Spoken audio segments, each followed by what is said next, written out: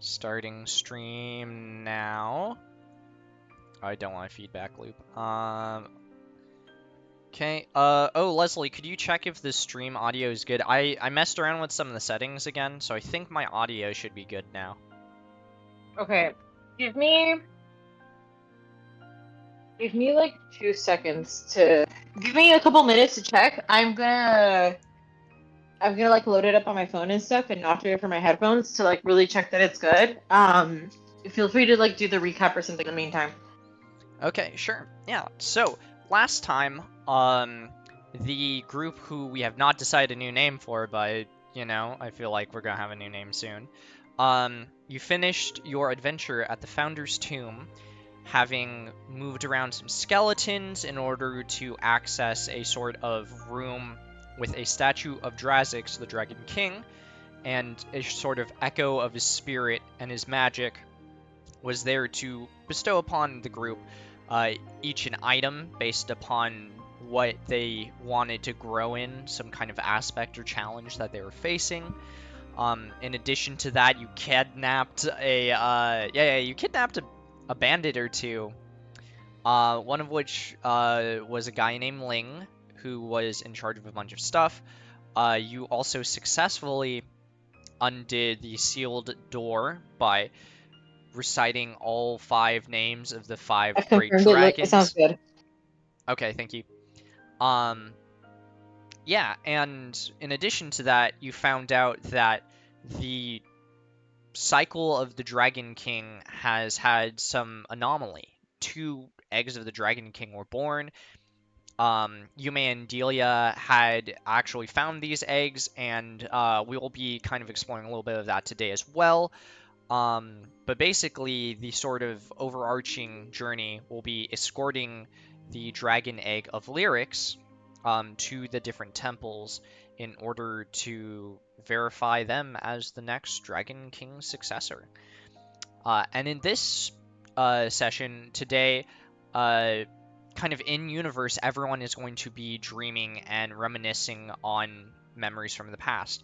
So your characters will be going to places they've been and sort of reliving these memories, but this is an opportunity to kind of like push for answers and stuff like that. Like the things that have happened in your backstory are canon, and we're just getting a very like clear perspective on them. So, you know, don't worry about like canon and stuff like that. Like everything is in a good spot as you know, navigate and look for answers. Yeah. Good shit. All right. With that being said, are y'all ready to move on to the first area? Mm-hmm. I'm eating ice cream. Sorry. No, you're good. You're good. Let's see.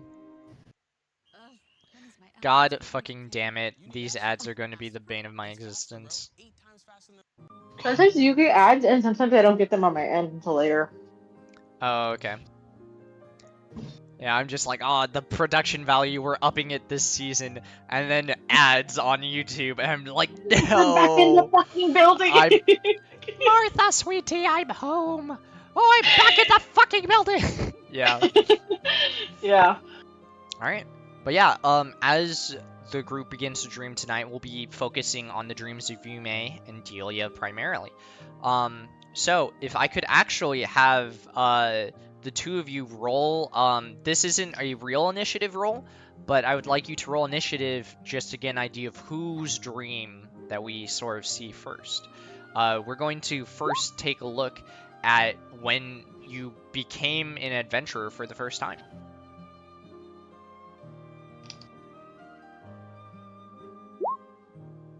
Damn, that close. God all right. Damn it. And so it begins.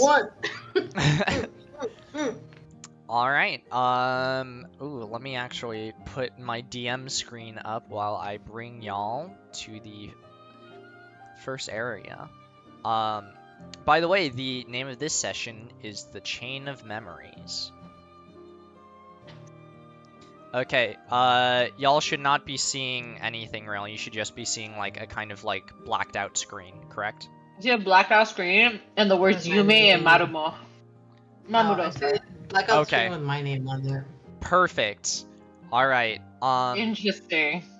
So first, we begin in the city of, I think it's Leda Konane. Feel free to correct me, Kat. No, I think you're right. What? All right. Hold on, I need to reveal the area to you real quick. Oh So, my god, I forgot we're getting recorded. can y'all see it? I can. It's a beautiful. I see the top right corner. Yeah, you should see 1/4 Okay. of the map, basically.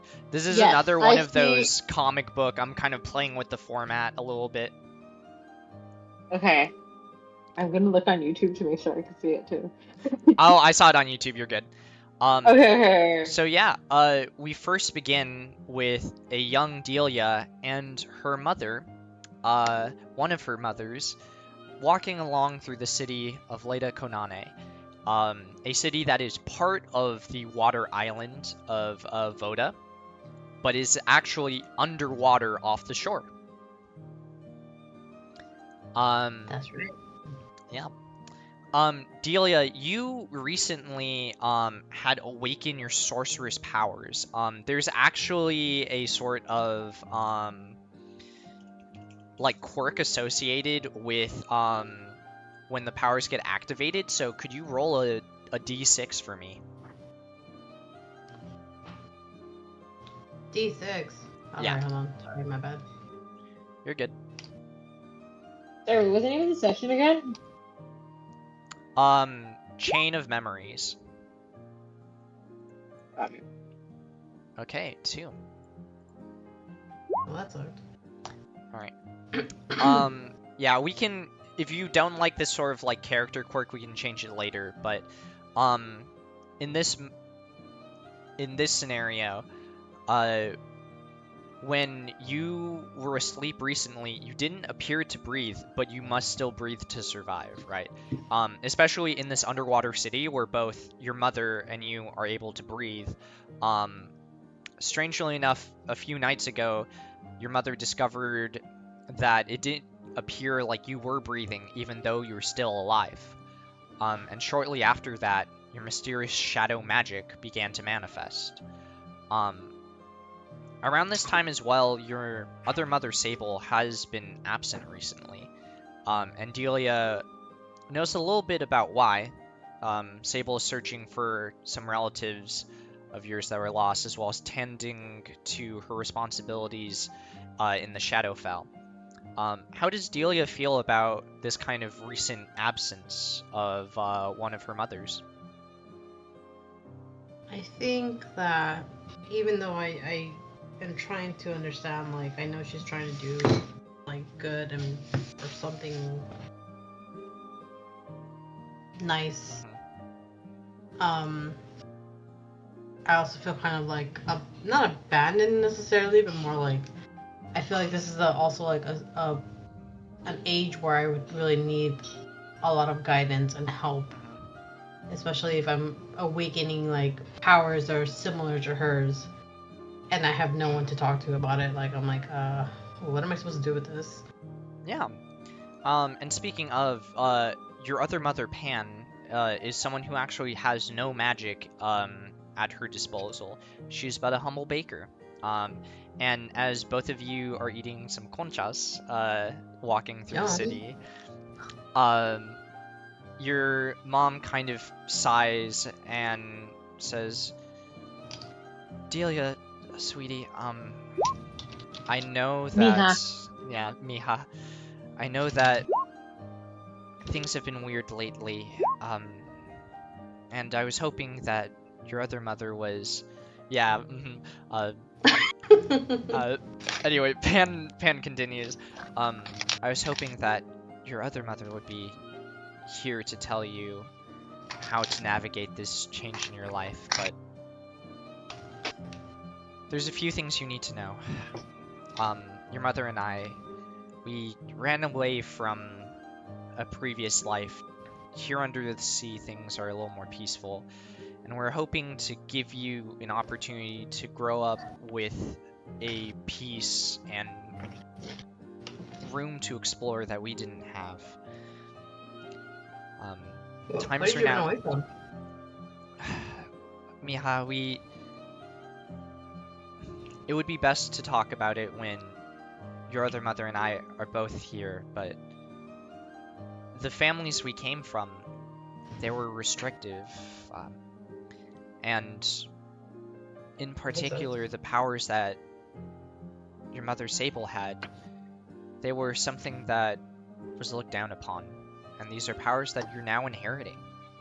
Things are going to be different from you. People won't understand the magic that you possess. Was mom like a badass or what? She was very badass, yeah. She saved the kingdom on a few occasions. She certainly saved my life several times. And now she's off saving more lives, and that's why she can't be here right now. But I'll make sure to write a letter to her and see that she writes to you sometime as well. But here is the plan, Miha. I'm going to have to send you away, unfortunately. What? Why? Well, it's because I have powers? What did I do? It's because I can't help you with your powers, and neither Are you of your ashamed of sisters me? can. Can I hide it? I won't use it. Oh, Pan immediately hugs you, Delia. I'm sorry, Mom. I won't use it. I will abandon this. I don't want to go anywhere. Why do you want to leave me too? She slowly pats her head and says, I'm so sorry it has to be this way. But your mother had no one to guide her when she first acquired her powers. And because of all of the errors she had to make on her own, she was outcasted, and she had to learn lessons the hard way. But you're doing the same thing. You're throwing me away. You will always be welcome in our house, but we've long since arranged for a mentor for you. Someone that I trust, that Sable trusts, and a close friend, a witch named Calliope. She is the one who recommended this person. You have the makings of someone great, of someone who can do a lot of good, just like your mother. You could save people. And keeping you here is what I want, but I know that you're destined for something more. You've only known life under the sea, and if you're going to help people and save people, we need to give you that experience. Sable would constantly tell me if there's troubling times coming, and as much as I want to see you grow, I know that I would only hold you back. You need to take that step into becoming your own woman. But what if I don't like it up there? What if I don't want to go?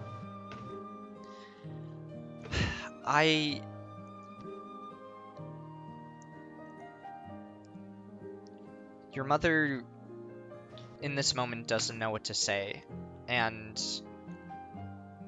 pulls back from your embrace a little bit, but only to hold your face in her hands and make eye contact deep into your soul. She gives you this look, a look of pained love, that she knows what she is doing is hurting both of you, but she knows that it is the right thing to do. You know what sucks? I think I'm gonna miss your coaches the most. Oh, honey. Then By the way, Delia is about 6 or 7 years younger than the present time. We are physically going into the past about 6 or 7 years. She's like, what, 13? 10. Yeah, I guess, yeah. 13. Yeah. I can't do math, though. Yeah. Like, I don't know. I'm keeping the timeline a little soft here just to like, Ish. you know, give some flexibility, but Delia, your mother begins tearing up and says, "You know, Sable said the same thing to me when she had to leave. Aww. Make you the same promise I made to her. That no matter where you are, I will be baking these conchas for you. And the moment you return, they will be ready. And if ever you find any kind of bread or dessert out there, go ahead and give it a try, just so that you can remember that mine will always be better, and that I will That's a always be catch thinking of you." Miha, the distance between people doesn't matter. As long as you think of me every now and then, and I think of you, we will always be connected. Do you understand me?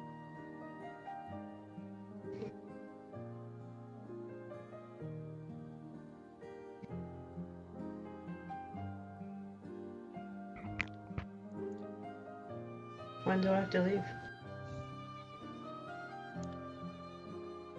You have to leave within the hour. What?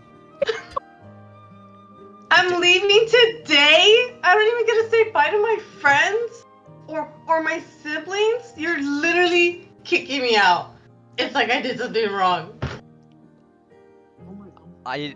I know it's not ideal, but your mentor has a strict schedule.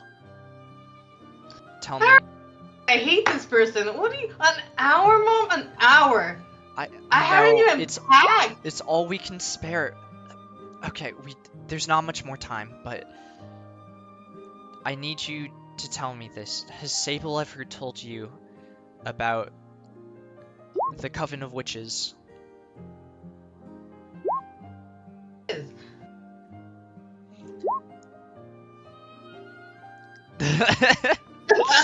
You're not here. You don't get to hear this. I'm trying not to distract, but it's really funny to me. She is not wrong. As we go back into this moment, Delia, moment. could I have you actually roll for Arcana or History, your choice? What do I have higher? Wow, they're both at 0. At least they're not negative. At least they're not negative. Well, it's like life right now. On a 13, Okay. Delia, you do remember Sable mentioning the Coven of Witches to you in passing. You don't recall too much, but you do recall some of the basics. There are 7 witches throughout the islands. They are responsible for what seems to be a hodgepodge of things that you don't quite understand. Calliope is a name that you've heard mentioned a little more frequently. You do know what her responsibility is, which is that she is the Witch of Dreams. She helps people when they're having trouble with sleep, as well as when they are having prophetic dreams, she helps to interpret them. You also know that the witches are loyal to Sable, your mother, because they are all connected through the Shadowfell. It is also in this moment, I would like for you to roll an insight check. Cool. Oh, shoot. Whoops. Where did I go? A what? Insight? Yeah. Whew. Very good. Ooh. Delia, as you start to make these connections, you look inside yourself a little bit into the understanding of the magic that is awakened within you.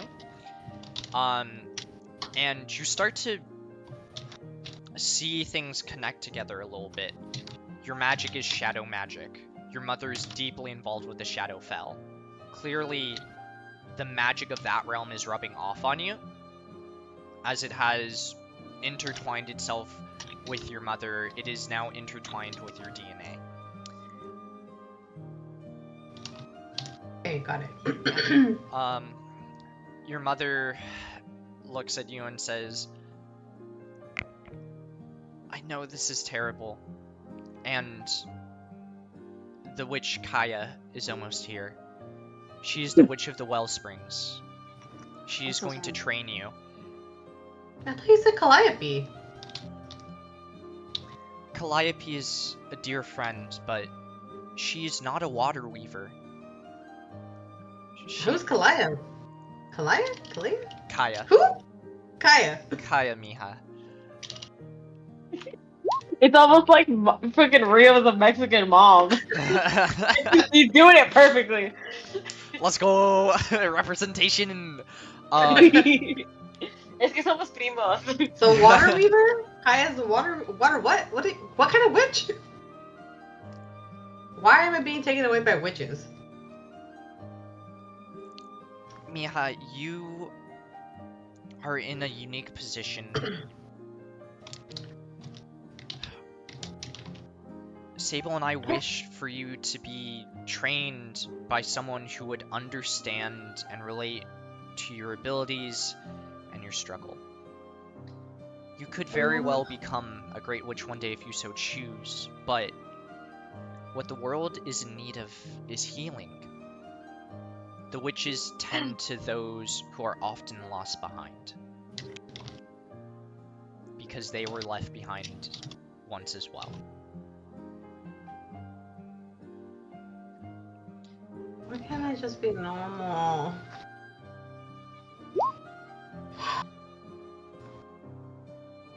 She looks at you seriously for a moment and says, Delia for a Talisong. Normal people do not change the world. Damn. You did? Oh, damn. Go ahead and roll persuasion for me. Or intimidation. Oh. A fucking teenager being a teenager, I swear to God. I know, and she's 13 too, which is hilarious. It's so appropriate. Let's fucking go. Damn. God damn. Delia, your mother looks so shocked at you. And the sort of sadness in her face is momentarily interrupted by frustration. As she says, Hija de tu pinche madre. She thinks that, but she doesn't say it. Okay. Yeah, instead, Pan says, Mija, I don't want to have to leave on this note. I know things are bad. I wish they could be different. But if you don't leave with Kaya, everything that your mother and I set up is going to go to waste. And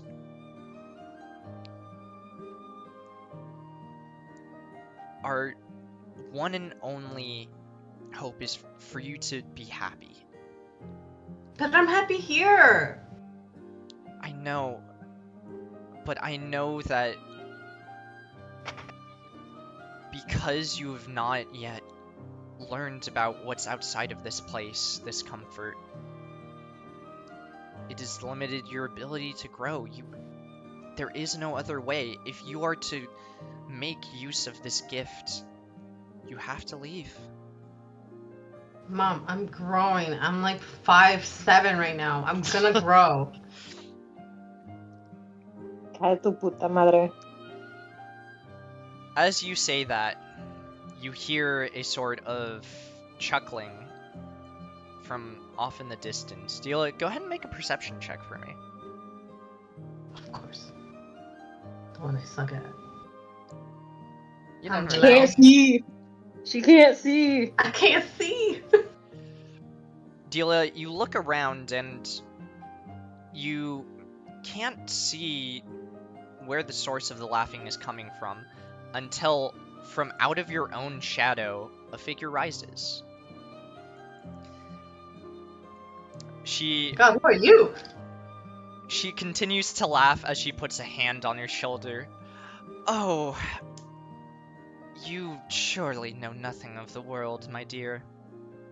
I am Touch Kaya, the Witch of the Wellsprings.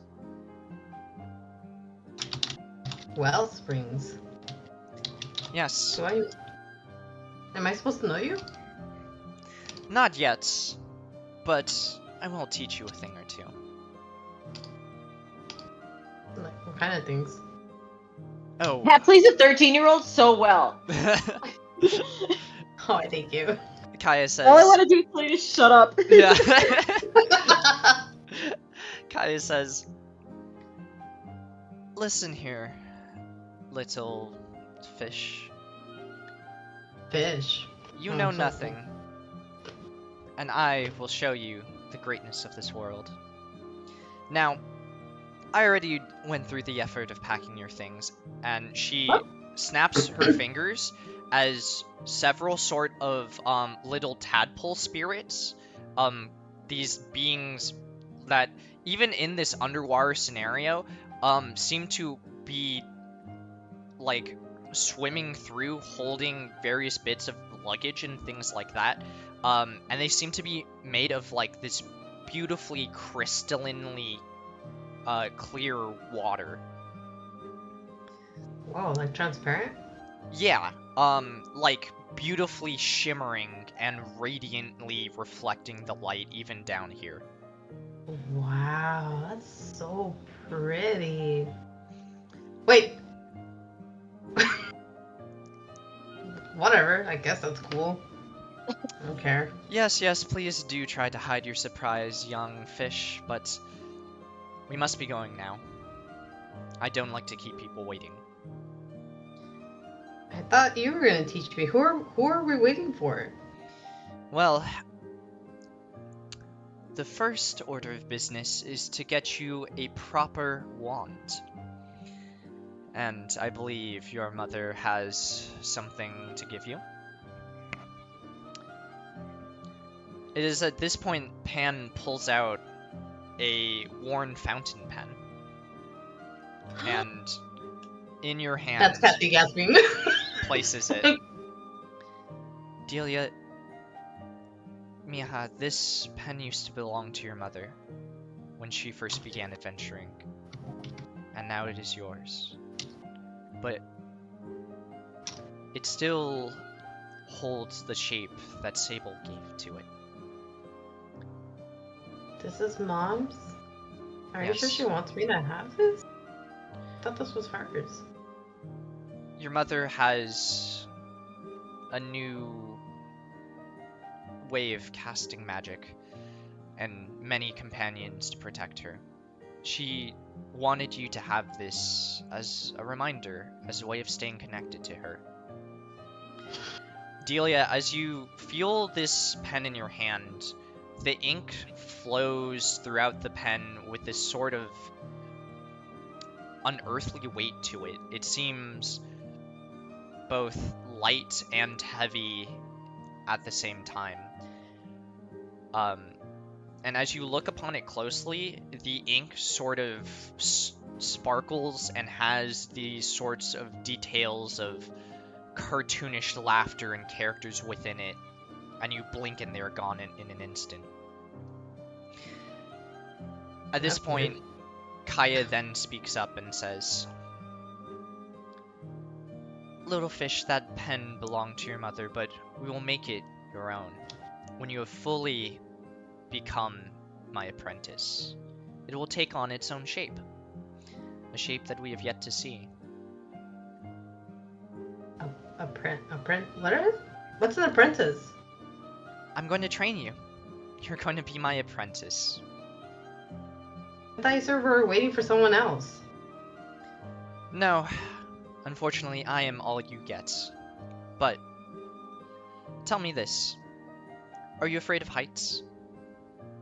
I don't know here. How high are we talking about? What is a height? Well, You just said you were like 6 feet tall. You know what height is. No, I said I was 5'7". Correction. I'm not. Okay, yeah, what is a height? fake fan. So much for listening. Kaya says, Taller than you are right now. Not the tallest I'll ever be. Kaya says, I will begin making the preparations for us to ascend into the skies, but for your first test, I need you to demonstrate that you can cast a spell. If you can't do that, I shall be leaving. Great, leave. Alright I then. don't want to go. This giant bubble begins to conjure as Kaya steps into it and says, It's a giraffe. Kaya Sorry. steps into it and says, you know, your mother spoke very highly of you. Well, She said didn't that... speak of you. No, I suppose not, seeing as how mention of witches is usually a bad omen. We only appear when things are bad. Yet you want me to go with you?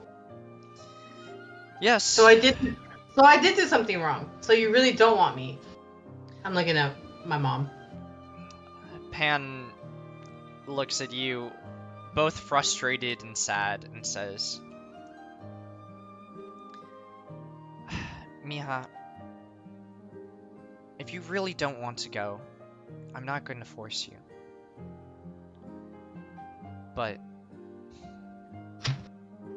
do you remember the stories we would tell you of your Uncle Moreno and your cousin Quinn?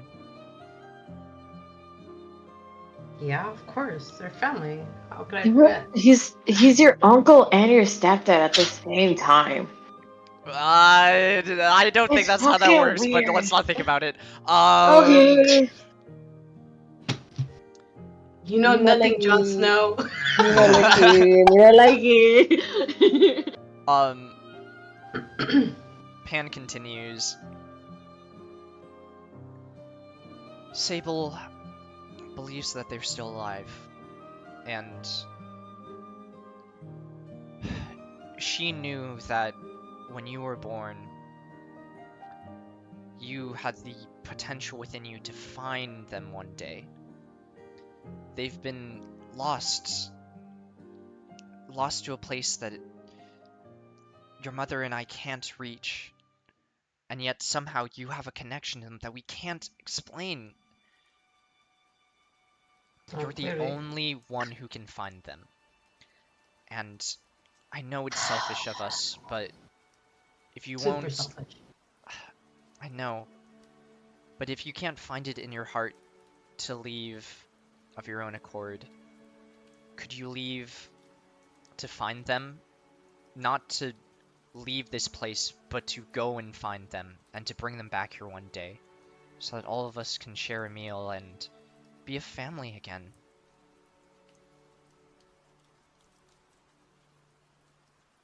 Fine.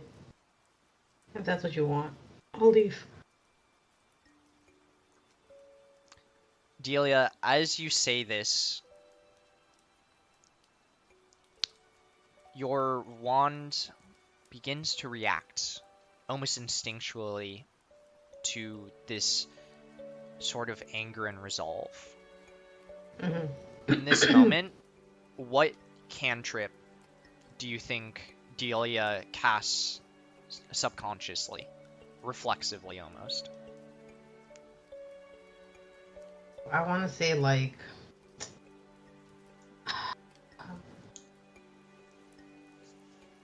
I want to say maybe like something either invincibility or like transportation or something, just like get me out of here, like that type of feeling of just like I just want to get away.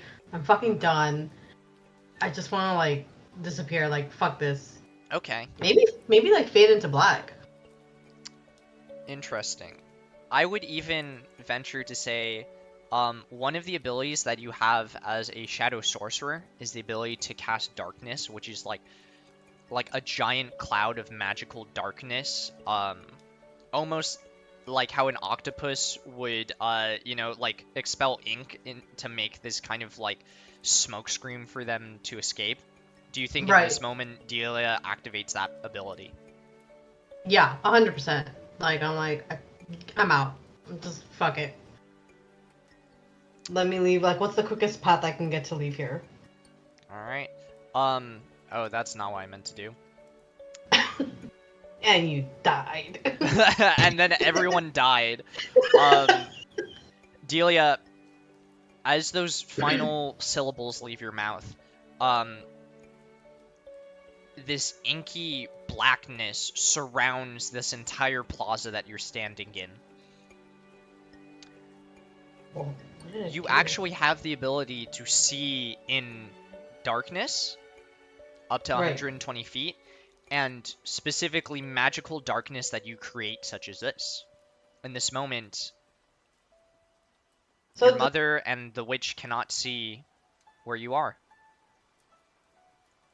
okay, for me it looks like normal, except it's just black. Or do I see like it's black all around me, but I can see like if it's clear as day? It's black all around you, and it's like the darkness to you is very transparent. Like you can see through it as if it was barely like slightly darker to you, but you can tell that the presence of darkness is there. Okay. Got you. Alright. I guess I slowly make my way towards this witch, Kaya. And I'm like, alright, witch, let's go. Well, it's about time. And you certainly do live up to expectations. And with that, I can get happy. And with that, Delia, your sort of bubble begins to rise through the waters, picking up speed until it shoots out in the ocean spray. And for the first time, I'm sure Delia has probably poked her head above the water, but for the first time, you actually see the sort of sun setting from this kind of like eagle bird's eye view. Is there anything else that you would like to say before we move on to Yume's memory? No, I'm just kind of like, okay, well, here's hoping I can make them both proud. Like, internally to myself. Yeah. Okay. Alright. And now we shift our eyes over.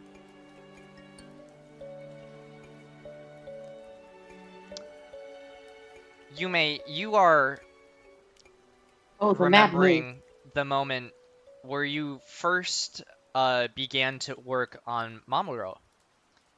You're in your family's workshop, and right now the smallest possible functioning creation is the only one that you can muster.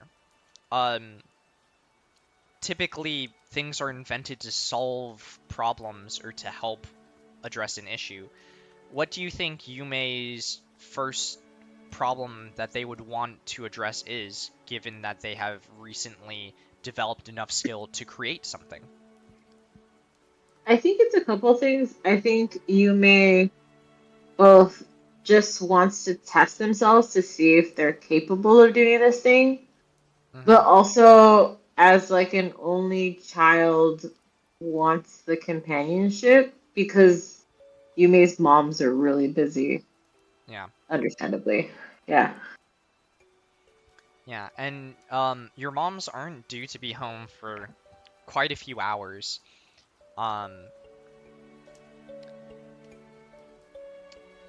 As you begin working on Mamoru,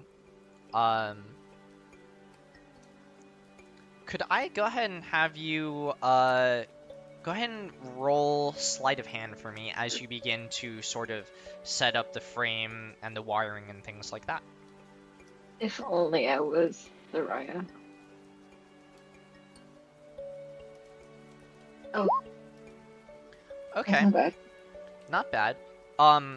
Your work is a little is has some noticeable flaws that you want to work out.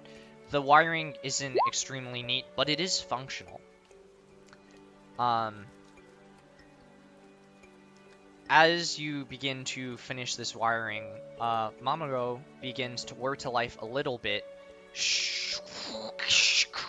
and then shuts down. Oh no! Steam releasing from it. Yume, this is... Yeah, go ahead. Go ahead. What am I holding in my hands right now? At this moment, you're holding a pair of what I would assume to be like electrical tools. Can I gently like tap on Mamoru with like the blunt part of these tools to kind of hit it with a stick moment? Very barbarian, right? In this artificial moment. So normally I would say make an attack roll. I don't want to attack. Yeah, well, I'm saying to kind of like to get an idea of how accurately you like kind of like hit if you hit in a sweet spot, for example. But I can't do an attack roll. What do you want me to roll? Go ahead and roll a d20 and then add 6 to it.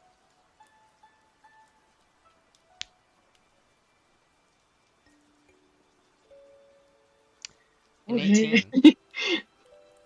All right. As you do, you strike pretty solidly, without denting Mamoru's frame, and you hear something kind of click out of place, and the steam stops erupting out.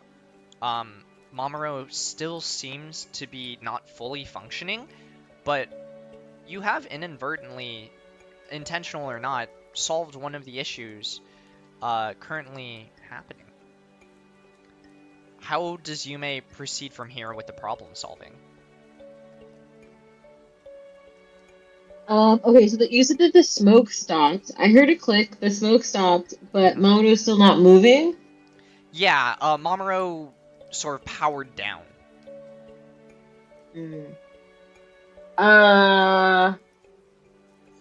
Honestly, I'm gonna hold Mamoru in the palm of my hand, put him up to my face, and just kind of like, almost like I'm hitting the top of its head, and be like, "Come on, buddy, I need you to wake up." Hold on. Oh, perfect. Meant to be, meant to be. Yume, I would like for you, in that case, go ahead and make an Arcana check for me. Okay. Son of a bitch. I thought that was a 1 for a second, it was a 7. As you attempt to do so, Mamoru seems to light up slightly, and then oil spurts out into your face. Okay. In this moment, I would like to ask, has Yume ever gone into rage before? How old is Yume? You tell me. It's 6 or 7 years prior to the start of that early teenager. Yeah. Way, or like preteen. Mm-hmm. I don't think so.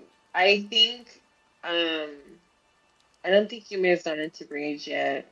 I think that this is around the time that Yume probably has not had like the really like deep desire to be like, I want to get off this island. Like, I've learned everything that I can. I need to get off this island. Right? There's still clearly a lot that Yume has to learn, and I don't think that rage has come to her very naturally yet. Okay. So then, in this moment, Assuming that Yume doesn't react with rage in this moment, how does Yume react to another sort of failed attempt? I think with a lot of patience and kindness. Yume's just like, okay, we didn't like that. Tell me what do you want? What do you need? What would make you feel better? What is a snack to a robot?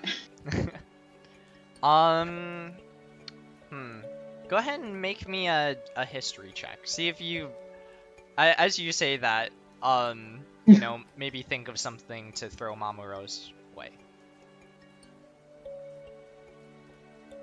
Nice. Yume, as you think this to yourself, you kind of are struck with a little bit of an inspiration as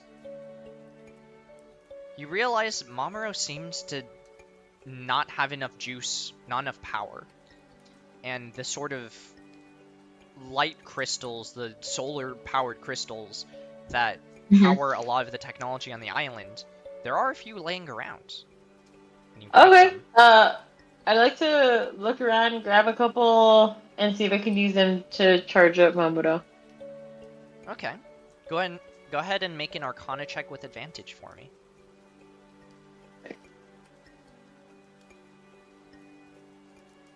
Oh, double sevens? Really?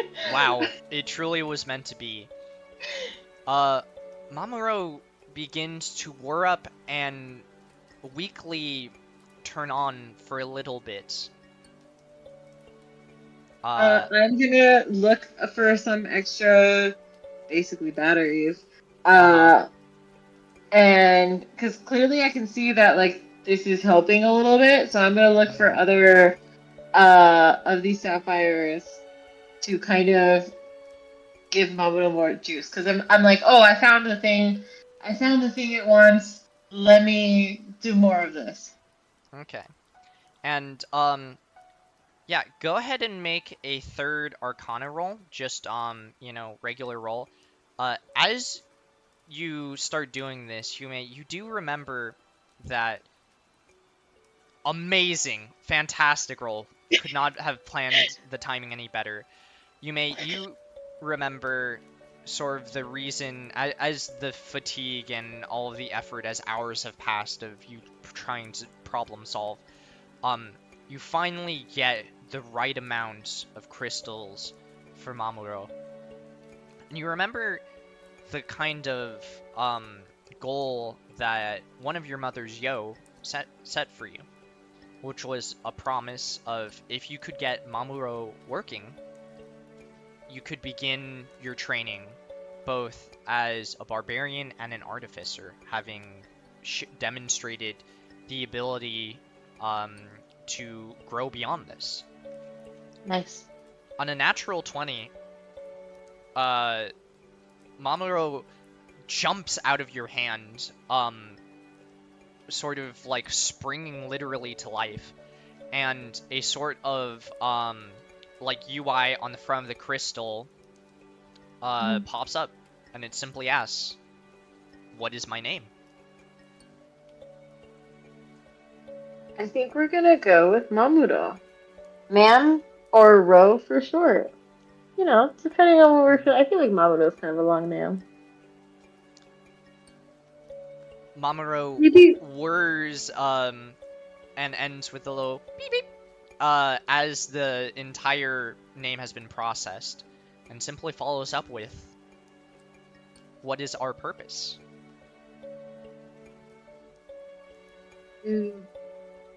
Be kind. That's all.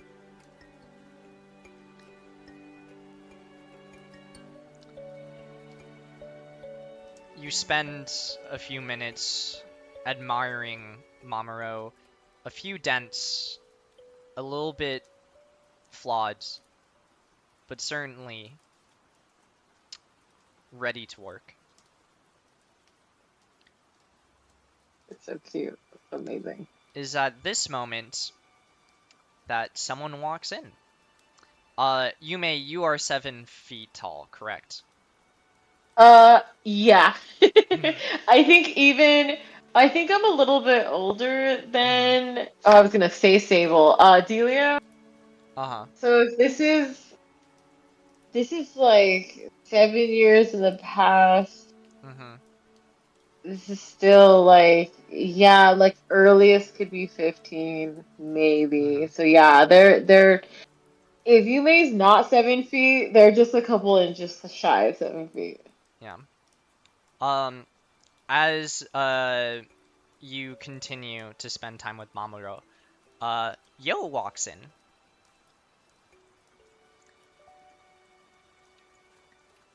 Hey Hi, there, Mom. kiddo. Oh my god, I see you finally got it working. Yeah, we have kinks to work out, but I'm really happy. Meet Mamoru. Yo will walk around you and, sort of on her toes, try and be at eye level with Mamoru, and, we'll say, well, hello there, little guy. Nice to meet you. I'm Yo. I'm Yume's mom. One of them, at least. Oh, I'm so proud of you. Reminds me of the first time I invented a little robot myself. What was Congrats the on... first thing you invented? Oh, I invented this little, this little hammer contraption. I tied some explosives to one end. I figured I could impress your mom if it made it look like I was a little bit stronger. Ended up blowing up in my face, but you know. Easy. It's okay. It's okay. Bro over here wouldn't turn on for a little bit, and it took me a minute to realize he needed a little bit more juice. So at least he hasn't blown up yet. So we got that going for us. As you say, hasn't blown up yet. Don't. Yo kind of Don't. like goes into mom mode and like eyebrows raised and like jumps up on you, and immediately like inspects Mamoru to see if like anything happened. It goes, Mom, he's fine. He's fine. He's fine. He's just a little guy. Yume, did you not realize that Mamoru was very close to combusting slightly? There's evidence that the steam and oh my god. Mom, he's fine. Honey, He's fine. He's fine. I'm I gonna take Mamoru back and pet him and be like, "You're okay. You just die." honey, you Oh, shouldn't make Mom. jokes like that. Things will explode in your face if you put that energy out into the world. And I know I told you could begin your training once this was completed, but if the safety precautions aren't there, as an industry professional, I could not allow it to go out into the world, Mom. especially in the hands of my own child. Mom. I get it. When was the last time I got significantly hurt? Yesterday, when the other No. one exploded. No. Okay, that was like a little explosion. I genuinely was fine. I didn't even get hurt. I know that this is something that would really hurt maybe like a normal person a lot, but it just like I just dusted it off. It was okay. Like I really don't remember the last time that I was like, damn, I'm really banged up. I'm not sure that's ever happened. Like I'm really like I'm fine. Yo begins looking at your hand. In your artwork, the hand is sort of bandaged. Huh? In my head, I'm thinking that perhaps there was like the equivalent of a paper cut or something, and Yo vigorously wrapped it. Yeah. Even Yeah. though It's like you would've been it's like totally fine. she sees Yeah. calluses on Yume's hands Uh-huh. and is like, oh my god. Yeah. Yeah. That's definitely what it is. Okay. If you say you're fine, then I suppose you're probably fine. But you have to let me know if anything happens. All right?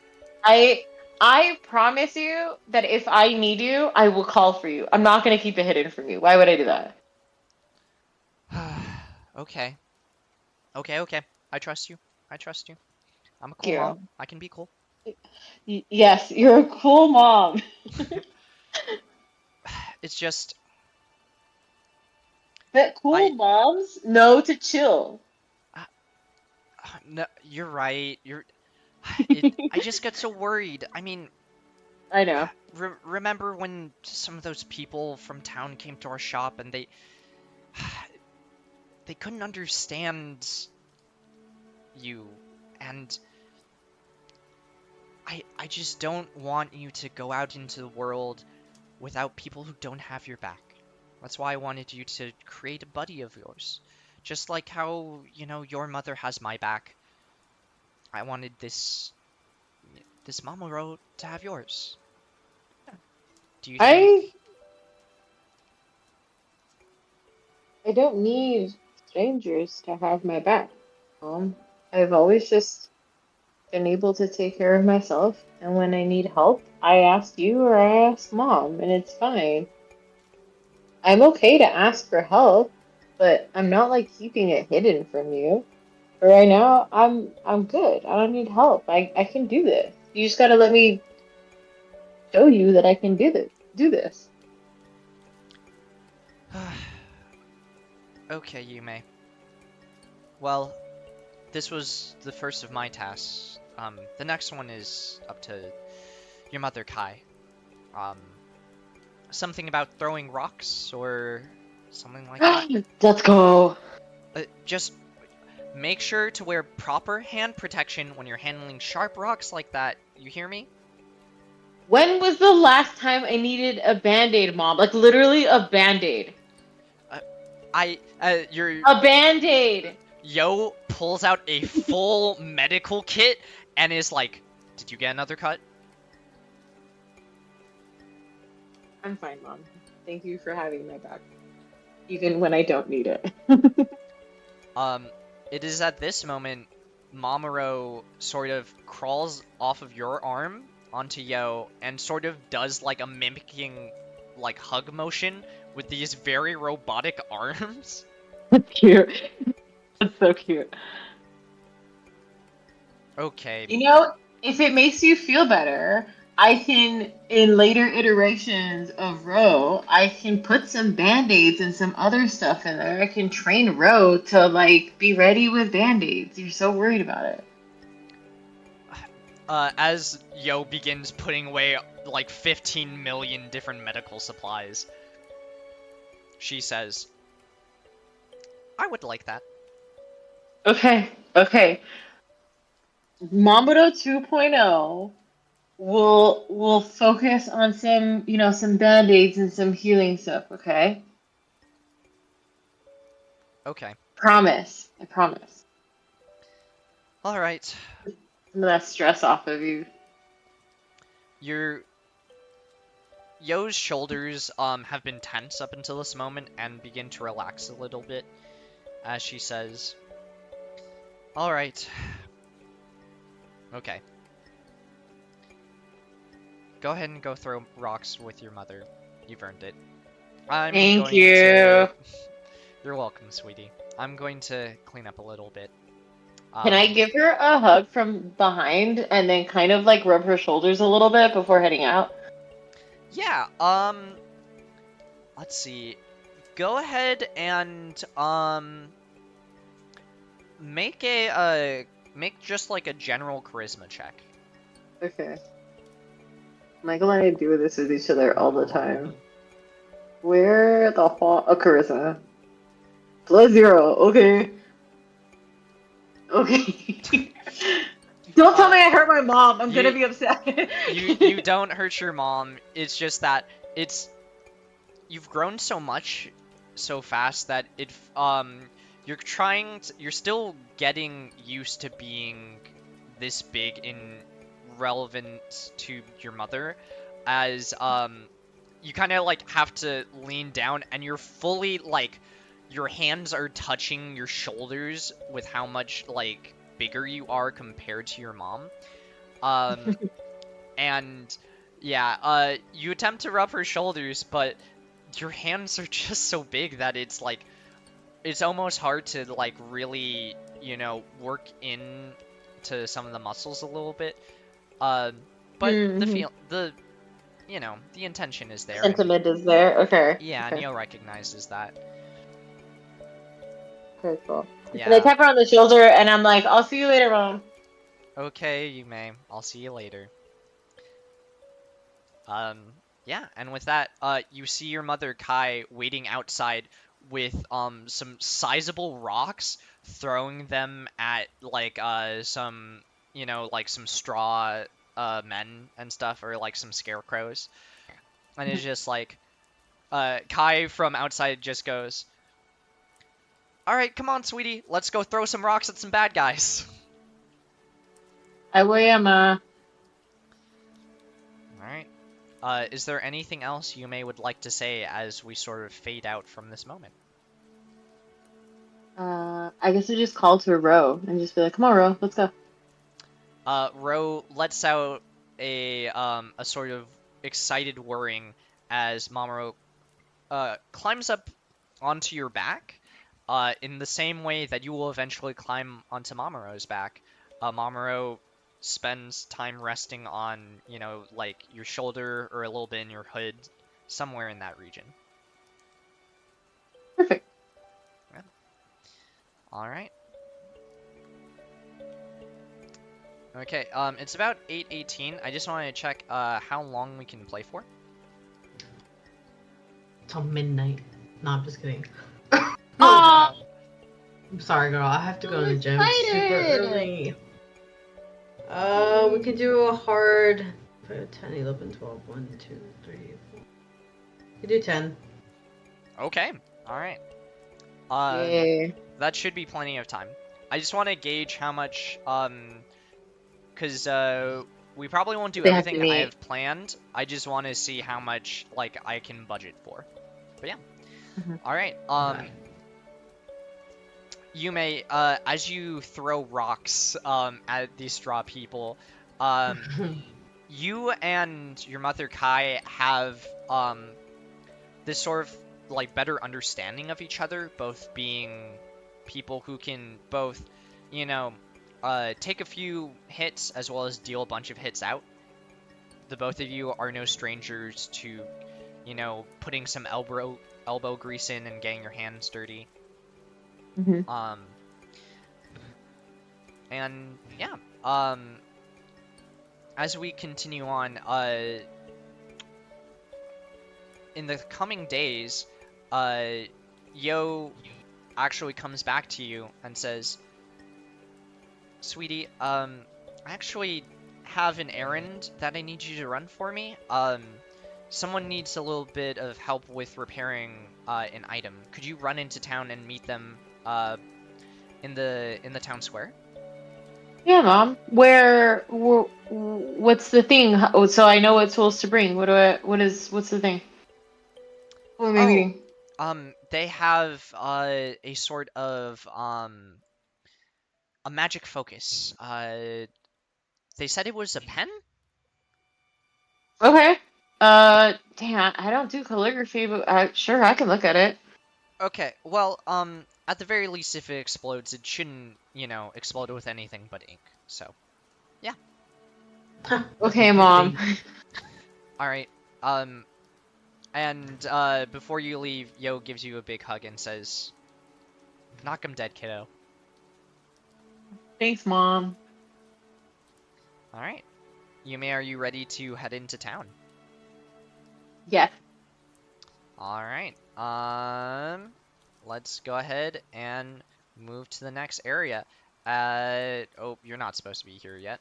Or actually, no, we can just say, as you and Mamoru head into town, you see two people who very clearly don't belong here.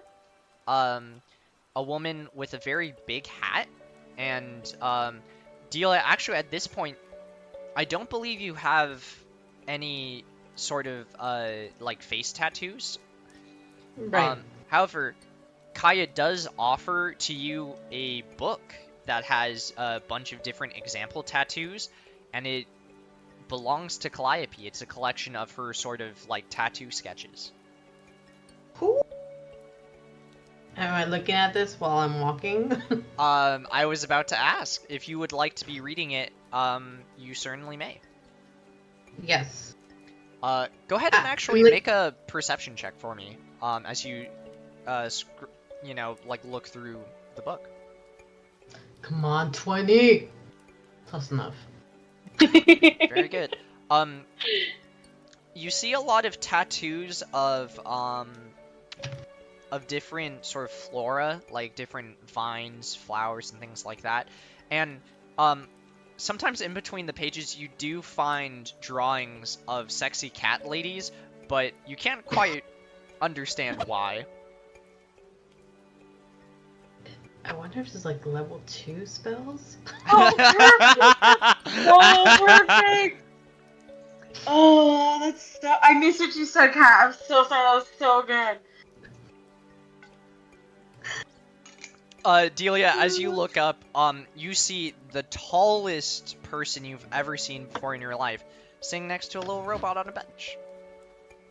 Kaya looks up and says, "Hello there, you wouldn't happen to be Yo, the, artificer extraordinaire?"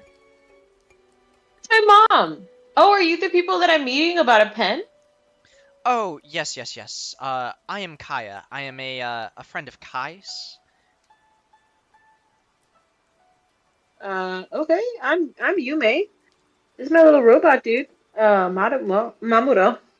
Hello, Mamoru. Kaya's, does a bit of a curtsy.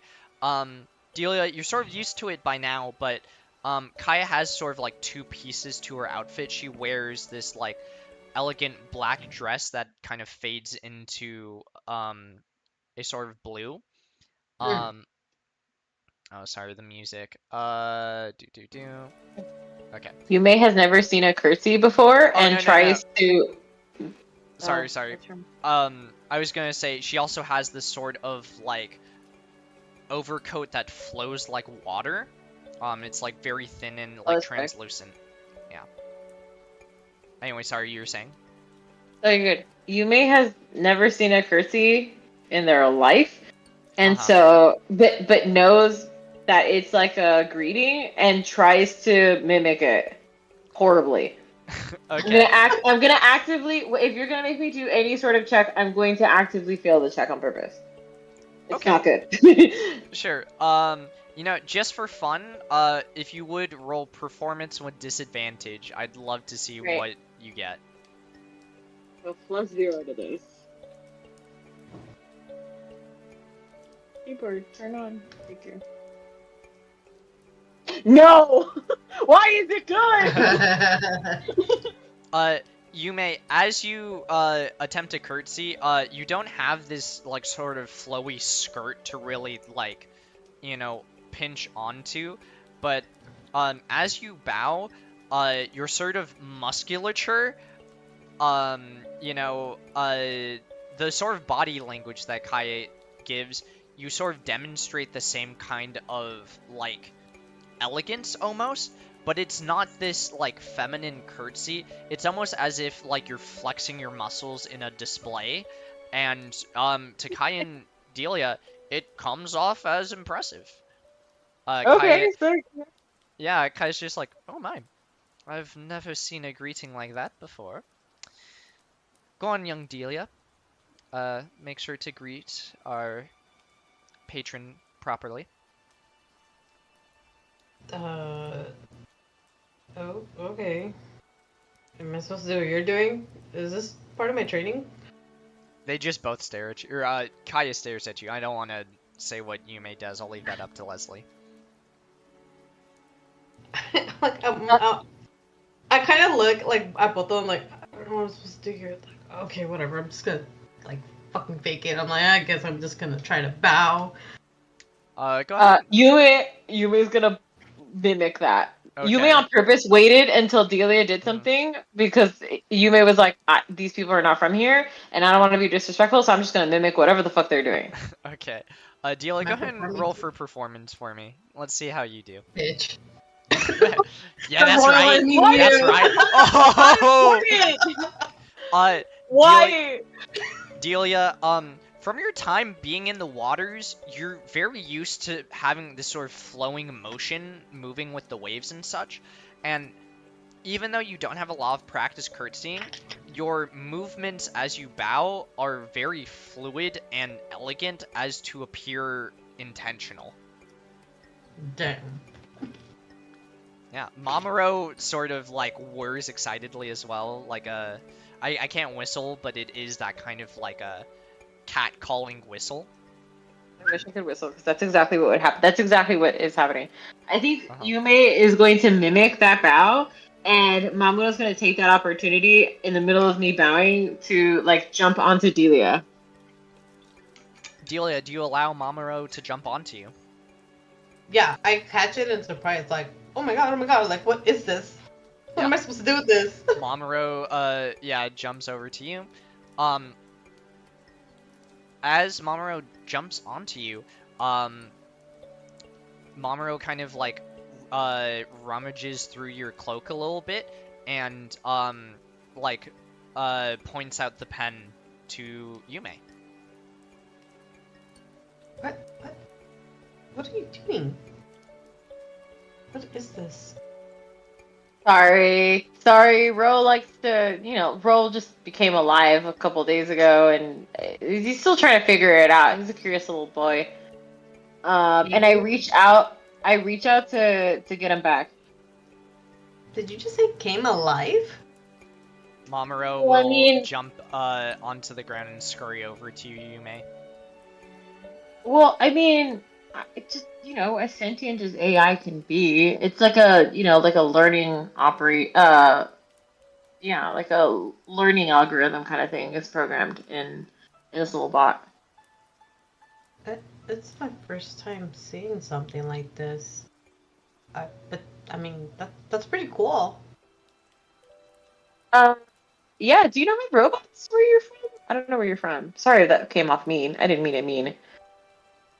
No, it's okay. It's my first time adventuring outside my own place. I forgot the name of where I was from. Atlantis. It's my bad. Yeah, you're good. Yeah, I can't pronounce that, but Leda Konane. Yeah. what he said. Just like, yeah, it's very well hidden. I don't think you might have heard of it, but Oh, I haven't actually heard of that. But I haven't left Saphira, so the only places I've ever heard of are the ones that I've read in the books and the ones that my friends have told me about and my moms have told me about. yeah. Anyway, it's crazy that you don't have little robots. There's a lot of little robots around here. I'll show you them. Oh, well, I mean, maybe I can have one. Look at Kaya. I'm like, can I have one? Kaya looks at you, Delia, and goes, "Oh, young fish, in time you will have a familiar of your own. But for now, we are on business. Delia, go ahead and show our new associates your mother's pen." Oh yeah, it's like my family heirloom. Look. And like I kind of like gently like hold it with like two hands like toward her like if it's like a like the most precious thing I own. I'm like, this is my mom's. It's like the size of a wand, right? Kinda, yeah. Yeah, it's like a decent sized fountain pen.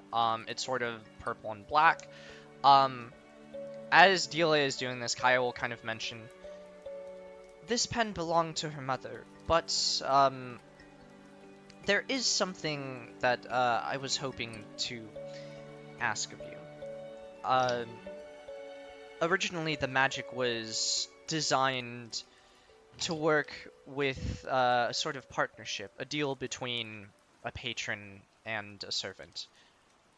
But young Delia here possesses magic inherently within herself. I was wondering, nice. yes, I was wondering if you were able to sort of draw on that magic without, hurting her. Hurting Delia? Well, Yeah, you see, apparently I'm a witch.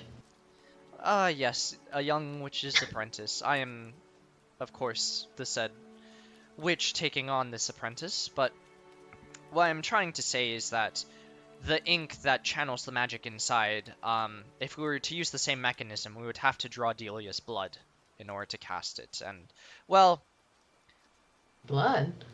yes, A little blood. magic literally flows through your veins, Delia.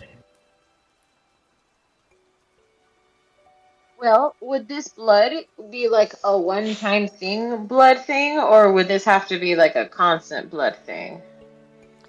Um, well, that depends on how you want to do it, but I will leave the details up to the two of you. I am here to guide young Delia in her path to becoming a witch, and showing her the ways of water weaving, but this is something that is slightly outside of my jurisdiction. Okay, Leslie's gonna ask Rio a question Sure. as Leslie and not as Yume. Yeah, Okay, so this is Sable's old pen, right? correct. Mm-hmm. And the ink in this pen worked, which was the magic, worked because she had made a deal with the Chester cat. Yeah, so, essentially the ink came from that cat, from Mirth, Okay. right? But Delia's magic is inherently different, and so in order for her to use magic, she has to use her own essence. And the strongest, like, concentration of the magic is in her blood. So sorcerers typically, like, all have this inherent magicalness to them, and the wand is a way of, like, focusing and channeling it out into an expression such as a spell. Okay, and so what is it that Kaya is asking me? Because it might, in my mind, the way that you explained it to me, I was just kind of like, all right, well, Delia's gonna have to, donate some blood every once in a while to get it in the pen to get the thing to work. Mm-hmm. That's pretty much it. Yeah. Is that literally what you're asking me to do? Or are you like, come up with a more creative way to do this? Yeah, Kaya is, so, to kind of put things in perspective, Kaya is unsure of how to adapt the pen to Delia, and is looking for you to have an idea of how to do it without actively, like, taking away Delia's HP in order to cast spells. So yeah, the creativity part is up to you, but there's a lot of options, and Delia, feel free to sort of, like, mention any ideas as well.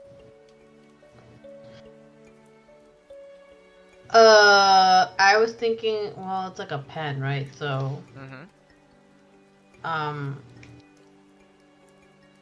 yeah, I kind of had the same thought process as, like, Leslie, like, we're gonna have to, like, just draw, like, vials of blood and kind of have them on the ready, like, to go. Well, Like- I have an orthodox idea. Well, we don't, okay, so we don't do a lot of fancy writing. This looks like a fancy pen. But my culture does a lot of tattoos. What if we changed your pen slightly to be like a tattoo gun? And then that way we can do this ink and we can tattoo on you, and then it'll get mixed in with your blood. Ooh. Go ahead and make an Arcana check with advantage for me, you may.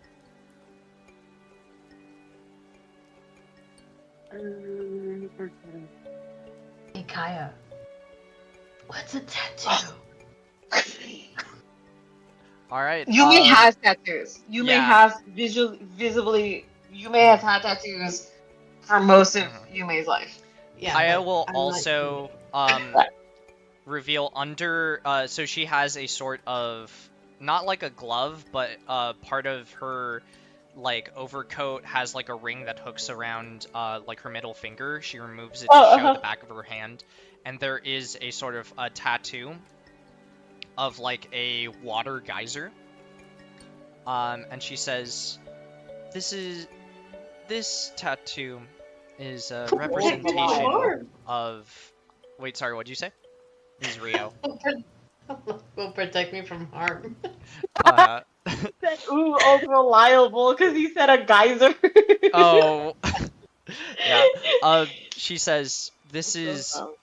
this symbol officially denotes me as the Witch of the Wellspring. And our friend Yume here clearly has tattoos that also have meaning. It's like a drawing, but you're the canvas. Yes. Do you have art where you're from? Yeah. I try to act like I'm all cool. Like, yeah, we have art. Of course. I was making sure Kai knew what a tattoo was. Okay, well it's like art, but it's like on you. Kaya. Yeah. See, you get it. I don't know how you don't know what a tattoo is, Kaya. You have one on your hand. I don't understand. Kaya doesn't react to either of your childish goading, and instead will say, Yume is being 100% sincere. "Oh, okay. Well, Yume Kaya takes it a certain way then." But okay. yeah, Yume, go ahead and make an Arcana check for me, to go ahead and like sort of create a new mechanism around the fountain pen to try and convert it into a tattoo, like a tattoo gun, I suppose, or a tattoo pen. Is that not the one that I just did? No, that was to like understand the idea of it, or like verify how it would work. Yeah. Okay, so new Arcana. Yeah. All right, very good. On a 16, you're able to, with the help of Mamoru, construct a sort of new pen, one that can draw tattoos on Delia. Would you like to test it out? Or That's a great question. okay. Yeah. Okay. I think it's working now. This seems to be working now. I want to see if this works with your magic blood, I guess. That's what Kaya made it seem like you have. Kaya... Oh yeah, go ahead. Do you want me to try to tattoo something on you? It's cool if you don't want me to do it. That's cool too. I just kind of want to see if it works. Yeah. Fine. That's cool. I can take a tattoo. Yeah, it's not gonna hurt. Kaya will then point to the book of different sketches that you're holding, Delia, and will say, "Why don't you pick out something that you find interesting on there? For us witches, there is a certain power in the intention and design that you put into things. The effort goes a long way."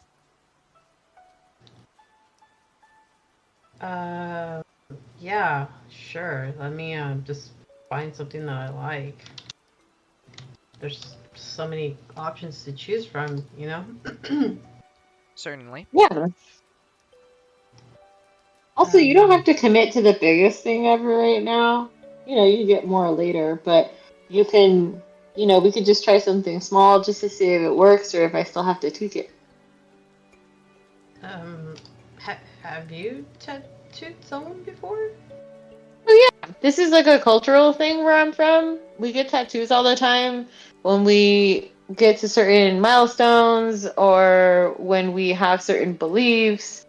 Yeah, I can't think of a single person on the island who, doesn't have one and is, at least running age. I'm secretly, like, my character's trying to buy time because she's so fucking freaked out eternally of getting a tattoo. Mm-hmm. But she's trying to be, like, the cool. Like, I'm cool. I can be cool with these people. Have you never seen, like, someone get a tattoo before? Maybe I have. I'm can't remember. It's been so long, since the last time I've seen someone with a tattoo. I want to do some sort of maybe like history investigation perception or something to try to see if like Yume's trying to get Delia to like realize like it's okay, like it like to try to like instill like security in her.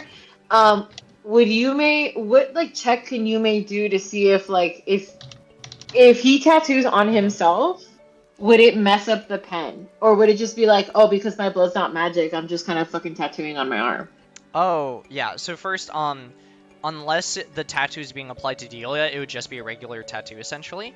Um, if you would like to, you could do, I would say, either a performance or persuasion check. With the caveat of that is up to Kat to decide how Delia reacts to said roll, if it even affects Delia at all. Okay. I'm just gonna use. Okay, my goal here is.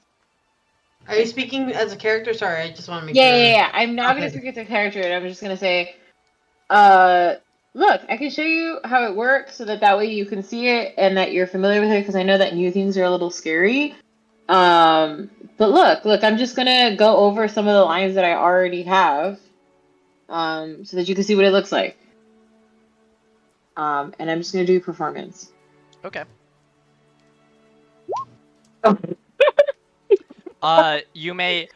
You do not have a steady hand as previously established, and as you begin doing it, you sort of like, I sneeze. yeah, you sneeze or something, and you make a giant line. It doesn't hurt you at all. Like you're totally Yeah. accustomed to it. Yeah. However, it does look like essentially another paper cut. Got it. You hear in the back of I just your head. I wipe it off. Yeah, you hear in the back of your head the sound of Yo getting really worried. I kind of look at her. I'm like, do I have to have her tattoo me? Kaya, Look like. I can do a better job of this. yeah, Kaya looks at you and will put a hand on your shoulder, Delia, and say, "Oh, little fish, if it would be more comfortable with you, I could certainly tattoo you instead. It is somewhat of a tradition for a witch to, when they officially enter the coven, to receive a tattoo from another one. However, I do think that this will help you. And a sort of water spirit will sort of like surround you like a halo almost, Delia, as Kaya casts Calm Emotions on you. Nice. Yeah, so Delia, your sense of like fear, you can choose to resist this if you would like, but you would know that it seems to be a comforting effect that removes your anxiety slightly. It doesn't make you numb, it just puts you back in sort of control of this emotional state. You feel neutral. Because Xanax, bitch. Well, it's more like you're zenned out, but sure. Oh, this feels nice. It's not that big of a deal. Yeah, I mean, if you can, and I point to like an image of like what I see in the book. I'm like, can you do something like this? Do you want the moons or do you want the fish?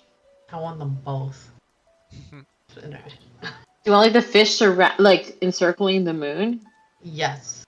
Okay, that's pretty cool. Mamoru will hop onto Yume's hand and help to stabilize it a little bit. Like, stabilize your grip. Yeah. Kyle will say, now I do have a tiny amount of healing that I am able to do, and Delia, in time, I will teach it to you as well. But, for now, let's begin your first step into becoming a witch. And Delia, as your tattoo begins to be applied, you feel that once the tattoo sort of, the ink dries slightly, it actually heals very fast. It feels almost natural, like there's no sort of change to the texture of your skin. It's almost as if the tattoo has become truly one with you. And you find that the tattoo gun also doesn't inflict any pain upon yourself. It is actually relaxing, even without calm emotions. It wouldn't have hurt for the tattoo to be applied to you, thanks to the skill of Yume. Oh, this is actually not that bad. No wonder you guys get them so early. Yeah, they represent different things. Sometimes people just get it for fun. There's like fun ones. Oh, that's so cute. There's like fun ones and stuff, but usually sometimes it's to represent what family you come from, your profession, or just milestones and stuff like that. But yeah. This is cool though. I don't know anyone who's done it because of magic. Yeah, apparently I'm unique. Whatever that means. Okay, normal people are boring. What even is normal anyway? It's all good.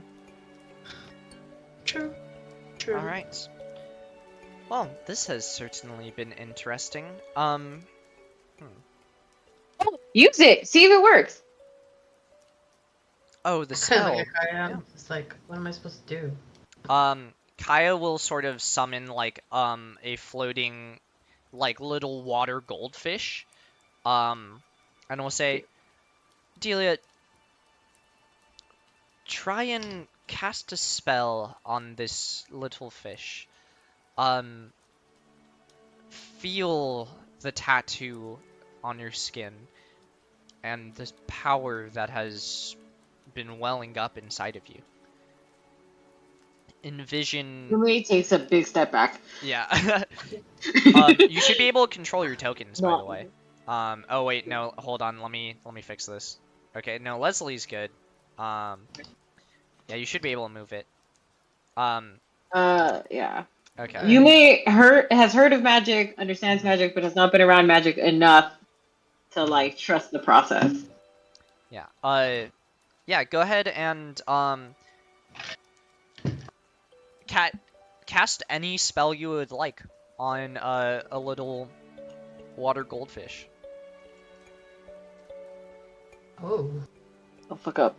I don't think I have any to put. Nope, that's a person. Instead of like casting it on her, can I just like try to like mimic it? Oh, sure. Depending on what spells you have, sure. I have Shape of Water. That would be perfect. Yeah, go ahead and cast that. It was meant to be. Oh, my bad. No, you're good. How do I? Oh, so this is the kind of spell where it just always shows the full description. Yeah. Delia, you sort of form like another fish side by side. Kaya looks like she's trying to hide it, but there is a slight smirk as you cast this spell. The way this manifests from your perspective, Yume, Delia's tattoo begins to glow, and sort of like from her shadow, there's a reverberation as the water, almost like a drop in a pond, the spell reverberates until it reaches water near the other fish, and the water rises up to form an animated goldfish. Make it a beta fish. A beta fish. Oh, it's an ad. Oh, this is the wrong song. Hold on, give me a second. I'm literally in my mind what I was trying to envision as like Delia was kind of just like the tattoos that I just got. Like I wanted to kind of see like two fish like dance. Yeah. With each Like other the in a tattoo? sense. Yeah, exactly. And kind of just like, oh, it's kind of like when I want us to like brought to life, and that's what I was kind of like. Well, let me see if I can do this. I think technically through a repeated casting of Shape Water, you could actually control the water that Kaya is controlling instead and force it to dance with the other beta fish, if that's something you would like to do. Sure. Yeah. Yeah, and the fish begin to dance together as Kaya says, well, this is certainly turning out to be quite interesting. Pretty hot, huh? I'm trying to get like full of myself. Yume says, or not Yume, Kaya says, yes, very hot indeed. Anyway, Yume, was it? Yeah, I'm completely entranced by these fish. I'm looking around it to try to see the wires and the mechanisms, trying to understand how it works. Okay. But I'm like, Mm-hmm. yeah, I'm very interested by this. I'm like, yeah, how are you doing this? Yeah, it's Yume. How how are you getting this to do that? That's really cool. Kaya will say, Delia and I will be coming back to Saphira every now and then. You seem very capable. I'm training Delia to become an adventurer, someone who could go out into the world and do a bit of good. Whenever we come around, I would like for you to come train with us, if that is something that you would be willing to do. Yeah, you get to, your profession is just to go around the world doing good?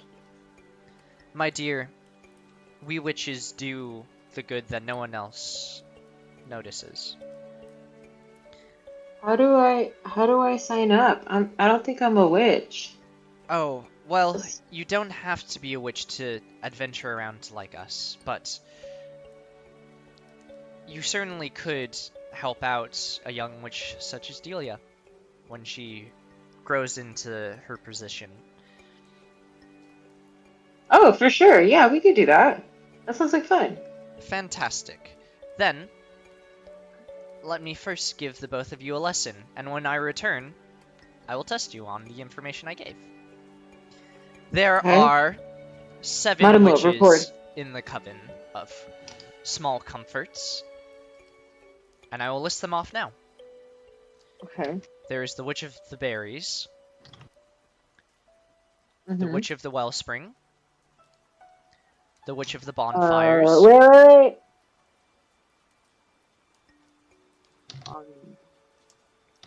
Fire. Uh-huh. the Witch of the Roads, Uh-huh. the Witch of the Northern Star, Mhm. the Witch of Dreams, Mhm. and the Witch of Inspiration.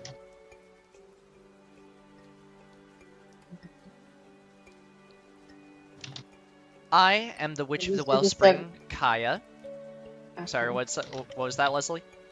These were the seven witches of small desires? Of small comforts. Comforts. Okay. Uh-huh. Yeah. Got it. And you are the witch of the Wellsprings. Correct. Got Now, it. in time, you shall come to know the names of the other 6, but that is a task that you will have to achieve on your own. Alright, Delia. We need to continue on into the forest for now. You may, if you would like, you may accompany us, but if you have other things to do, feel free to be on your way. Oh, and payment for a job well done. Kaya will hand you, Yume, several crystals, amounting to a few hundred gold pieces. Obviously, the finances will be sort of handled by your parents, but you will in part receive some of this money for the labor that you've done. Got it. Yeah. Wow. Not just tattoo me? Yes. Now come, Delia. We are off to go learn some things. I'm gonna look at Delia to see if she wants me to come with. If she doesn't say that she does, I'm just gonna stay behind. I kind of give her like those emoji eyes of like, don't leave me. Kind of like a pleading stare in my eyes, like, please don't leave me alone with her. Okay, I want to see if I pick up on that. What should I roll? Roll insight, Delia. Go ahead and roll performance. Please. Dear God, Come on, girl. You may. Blind as a fuck. I'm not Zarya anymore. You may. You truly experience a himbo moment of course. Delia and Kaya begin to walk away, and for whatever reason you seem to be distracted by something, and you do not, at least in this moment, pick up, on what Delia's expression is trying to say to you. Okay, well, I'm gonna stand there watching them walk away unless Delia says anything more explicit or literally drags me with her. Because I kind I of don't want like, to impose. I'm walking behind Kaya, right? Like, kind of like Yeah. right beside her. Hmm. So I begin to like slow my steps and kind of like turn back to see if like Yumi's following, and I see that she's not. And I have like a little like sort of panic attack, so I kind of like slow my pace even more behind Kaya and kind of like turn around and give her like a wave, like a come here wave, like what are you waiting for? Like hurry up! That I understand. All right. And you may, I assume you follow. Yeah, I follow. You may, Keep a grin uh, on my face, following. yeah. As we begin to sort of fast forward through these memories, you spend the rest of the day with Kaya and Delia, and Kaya seems to eclectically be moving from different places.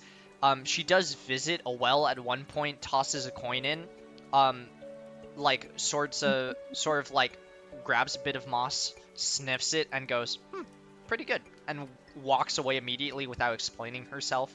She'll sometimes even ramble off about different things about witches, some of which, like she throws a lot of information at the both of you, some of which is hard to remember. Um, but uh, as the day continues to go on, you begin to do bigger and bigger things. You begin to sort of, like walk to sources of water, and Kaya comments on sort of like how well the water has been thoroughly cleaned and recycled throughout the environment. She notes how the ecosystem here is very well put together, and even, In harmony. yeah, in harmony. And she begins to, as the both of you continue on, go ahead and make for me insight checks. I would like to say that if I see her ripping up moss, smelling it, and putting it back, and doing things like that, I'm going to very carefully make sure that the plant is okay and is like put back. And I like won't. I'm like I don't think she's trying to hurt it. I don't understand, but I'm just like constantly observing quietly. Hmm. Yeah. So that's a 5 insight from Delia. You may. Let's see what you got. Her 10. Okay. The Both dumb. mysterious, enigmatic actions of Kaya do elude you both for a bit. However, it becomes very clear to you that Kaya does care about the environment, specifically when it comes to water and how the water is nourishing the environment. It's the comments. Yeah. Delia, it takes a little bit longer for you to notice, but it eventually impresses upon you, as like Yume starts to figure it out a little bit earlier, that she is ensuring that the sources of water here are reaching all of the island, that all of the island is not only receiving water, but also the sort of like cleansing of it, right? And as the day goes on, it becomes very clear to you that Kaya's position as the Witch of the Wellspring is to ensure two things. That water, the lifeblood of all living things, is able to reach the entire environment, and that the cleaning effect that water can have, the purifying of it, is that it is effective at that there is not a pollutedness to the water. And towards the end of the day, before Kaya and Delia leave the islands, she says one thing that does stick out to both of you. As before she leaves, she just kind of abruptly says, "Magic is instability, inherently. It is chaotic, and it often leaves a mess behind. We witches are here to clean up that mess that wizards and druids and other arcane folks tend to forget. They tend to forget the little things and the little people. And it is your job, Delia, to notice them. I noticed. Yes, of course you notice because I point them out to you, but there are a lot of other things out there that often are left unattended. And that is why there are 7 witches instead of 1. Yume, it has been very helpful. Thank you for coming along with us. I look forward to meeting again. I curtsy and say, thanks. I have learned a lot. Thank you for your knowledge. Kaya will curtsy again and take off her hat and pull out a sort of scroll, and we'll begin prepping another sort of bubble. Delia, is there anything you have to say, Yume, before you depart from Saphira? Yeah, I'm sorry if I missed this, but I'm like, is this when you were explaining all this, is this just one day, or has it been like time has passed by? I'm gonna say that it's been about a day, and that at the end of the day, the both of you are leaving. For you, Delia, it's been, the course of several days. It took a few days to get to Saphira because Saphira isn't close to the water island, it's close to the air island, so you had to, sort of travel a little bit before getting here. But every time, that you've, gone to every day that you've spent has been in a new place. Kaya seems to be moving very quickly between all these places, and it's almost overwhelming how much knowledge she's imparting upon you, but after a few days, the sort of lesson always, sinks in. And in the coming days, as you, reminisce on what you experienced today, more and more of what Kaya has said will begin to make sense. It's just that you have to sort of step back and see the full picture first. Information overload. Yeah. Noted. Okay. I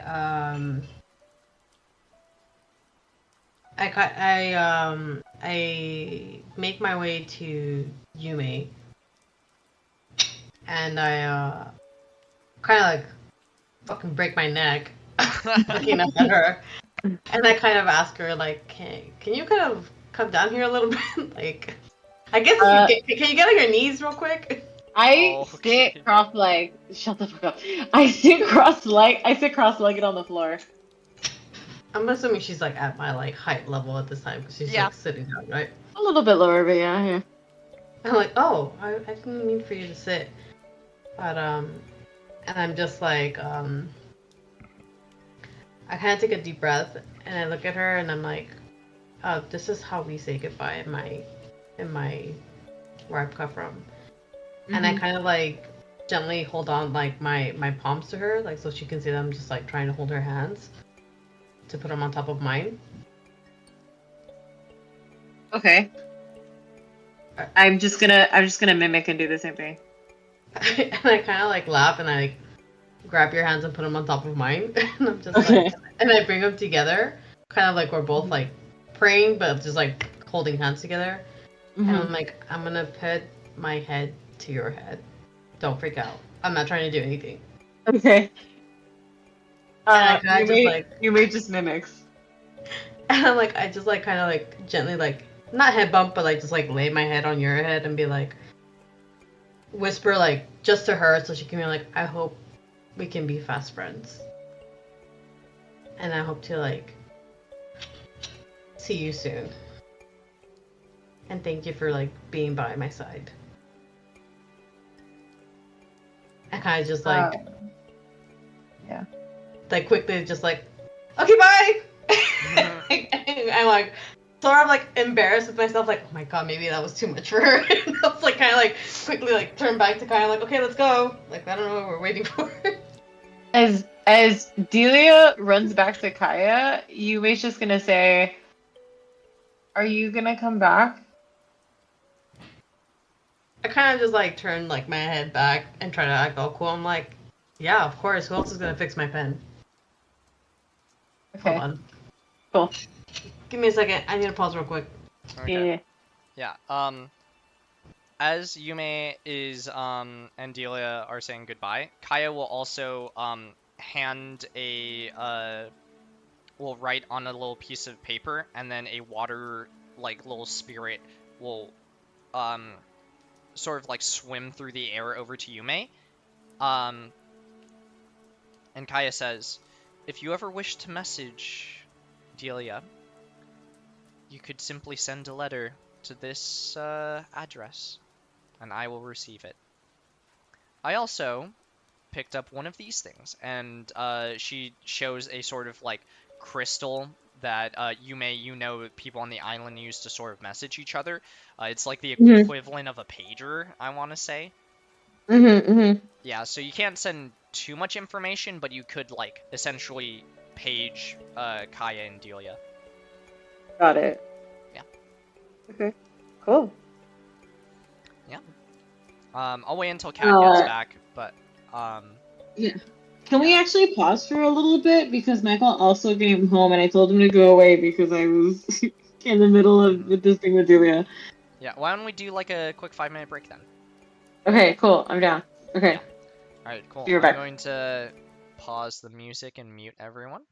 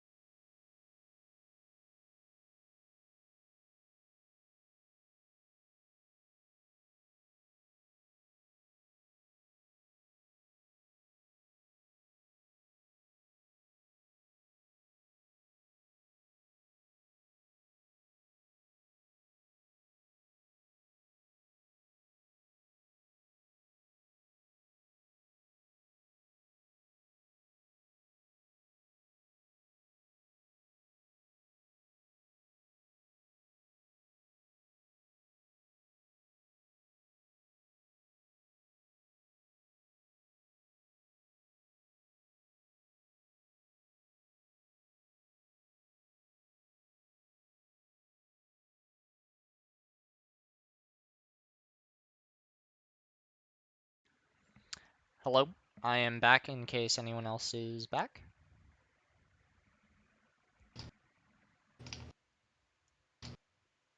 I'm back. I didn't know we were taking a break.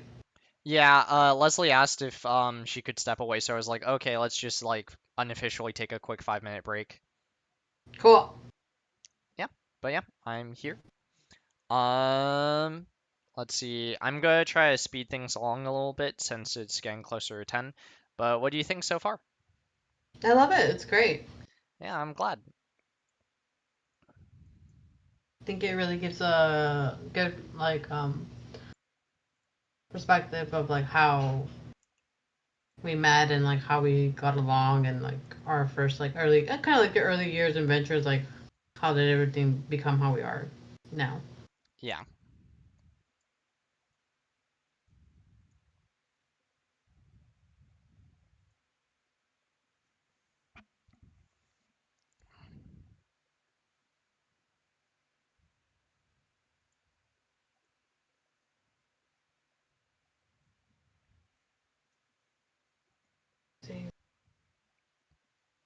You said you had to head out at 10 o'clock?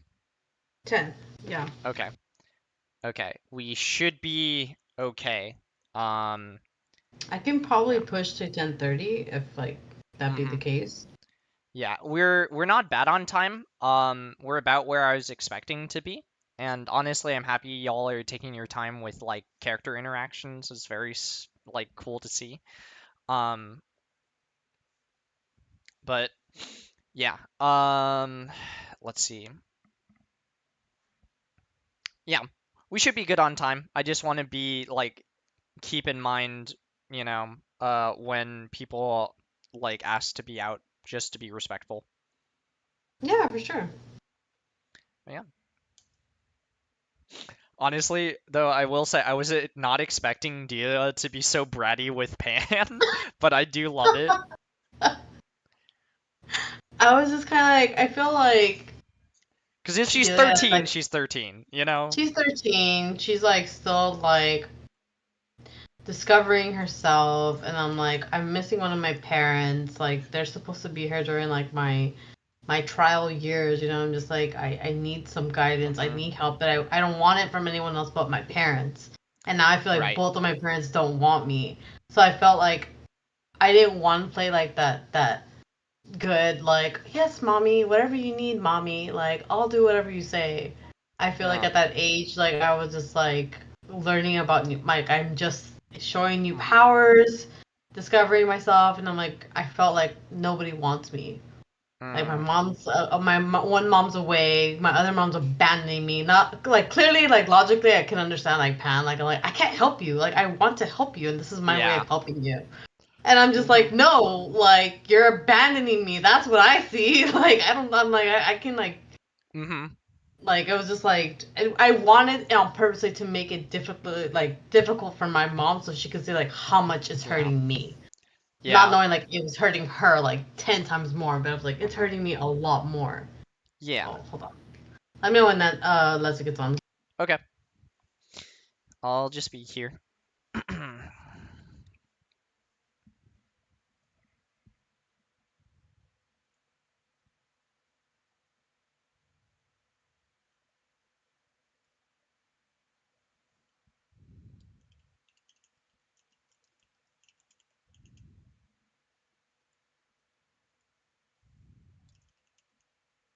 Oh.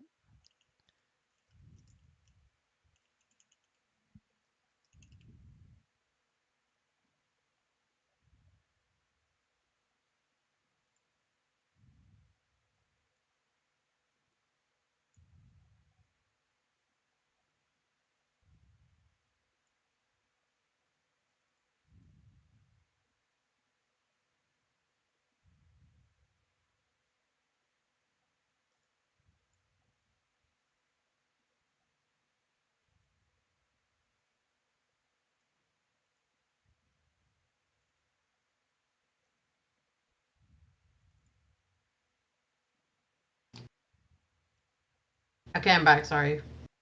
Now you're good. I really watched, like, I enjoyed watching you struggle with Pan. I thought it was so funny. I'm just like, what is he gonna Mm. say? I know, I was just like, man, what can I do? But It's yeah. like, But yeah, I think you did a good job. And then also I thought it was really funny when you and Leslie were like Pant's a terrible mom. And I was just like a little bit, yeah. yeah, I mean, kind of putting her in a rough position where it's kind of just like, Yeah. Like I will say there is a lot of stuff that is going on that Delia and Pan both don't understand because you gotta keep in mind too that at best Pan is somewhere between like a commoner and a noble in terms of Mhm. stats. So like a noble like has like worse stats than a level 1 character essentially.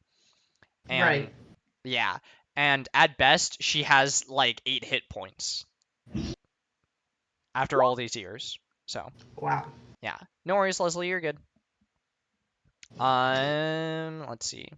Are we ready to continue? Yes. Yes. Awesome. Okay, let me put the oh, no, not that one. Um, all right. So, uh the next thing that happens is you both begin to sort of here, let me move you over as well. Um, You pause the music also. yeah. Give me 1 second. Thank you for the reminder. Hmm. 5 years or so goes by as Delia and Kaya occasionally will come back to Saphira and go on these like day trips with Yume. Yume, I assume occasionally Kai would come along as well. Yo would check in, and both of your groups become very familiar with each other. And Yume and Delia grow as friends over the course of these 5 years, who intermittently see each other, perhaps write letters and that sort of thing. Um, and both of you do many acts of good as well throughout this time, moving on through levels, learning spells and things like that. Um, I did want to take more time with it, but I wanted to sort of get to the really important part, so this is that, and we can get, more of these sort of memories next time we play. But Cool. after these 5 years have passed, you have been building up different skills, both barbarian and artificer skills, and your parents have been training you in order to build the different components leading up to this day, which is the Steel Defender version of Mamuro, which you will be building now. Meanwhile, Delia, Kaya's been training you to grow in the potency of your magic, the strength of what you can cast, as well as the diversity of it. And with Mhm. each new spell, you received a new tattoo, either self-applied or through Kaya's help, perhaps through another witch. And so at this point, you have possibly several tattoos that you've accumulated over the course of these 5 years. It's become an addiction, really. I feel Um, that's what happens. yeah. And now, after completing the last bit to as the sort of official training track, Kai and Kaya both surprise you by saying, "You are now ready to summon your familiar companions."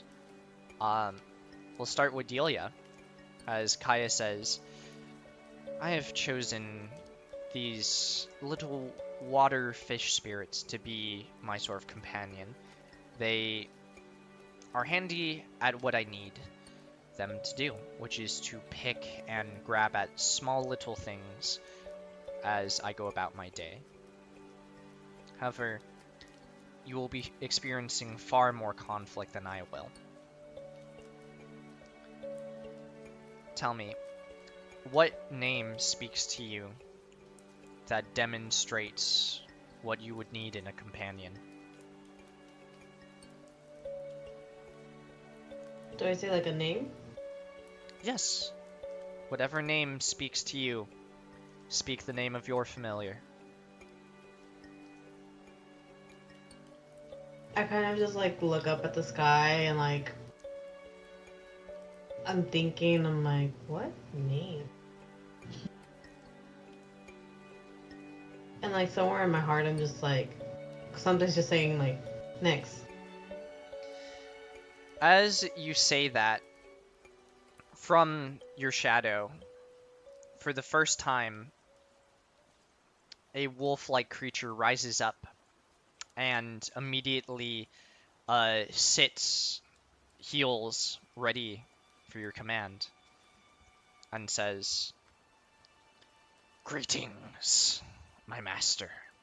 I live to serve." I kind of look at Nyx and kind of like do the whole like I'm bending on my knees, but not really, like just like a little bow kind of thing.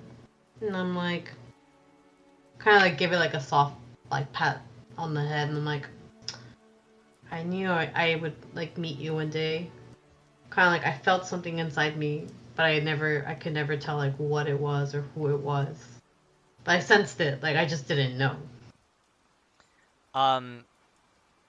As you pet Nyx, Nyx sort of reacts almost less like a wolf and more like a dog, in the sort of like letting the guard down and, you know, becoming very affectionate, you know, kind of like rubbing into your hand affectionately as well.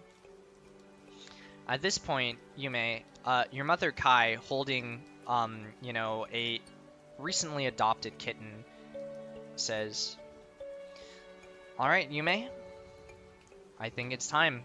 As Kai and you both put down these like crates of materials, Kai says, "Go ahead, create the companion you've been dreaming of for the past 5 years."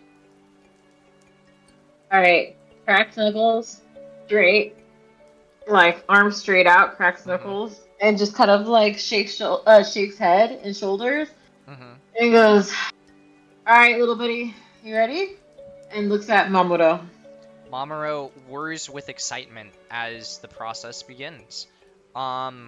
Just for a little bit of flair, go ahead and roll a sleight of hand check for me now. See how you compare to your skills from 5 years ago. Dear God, no!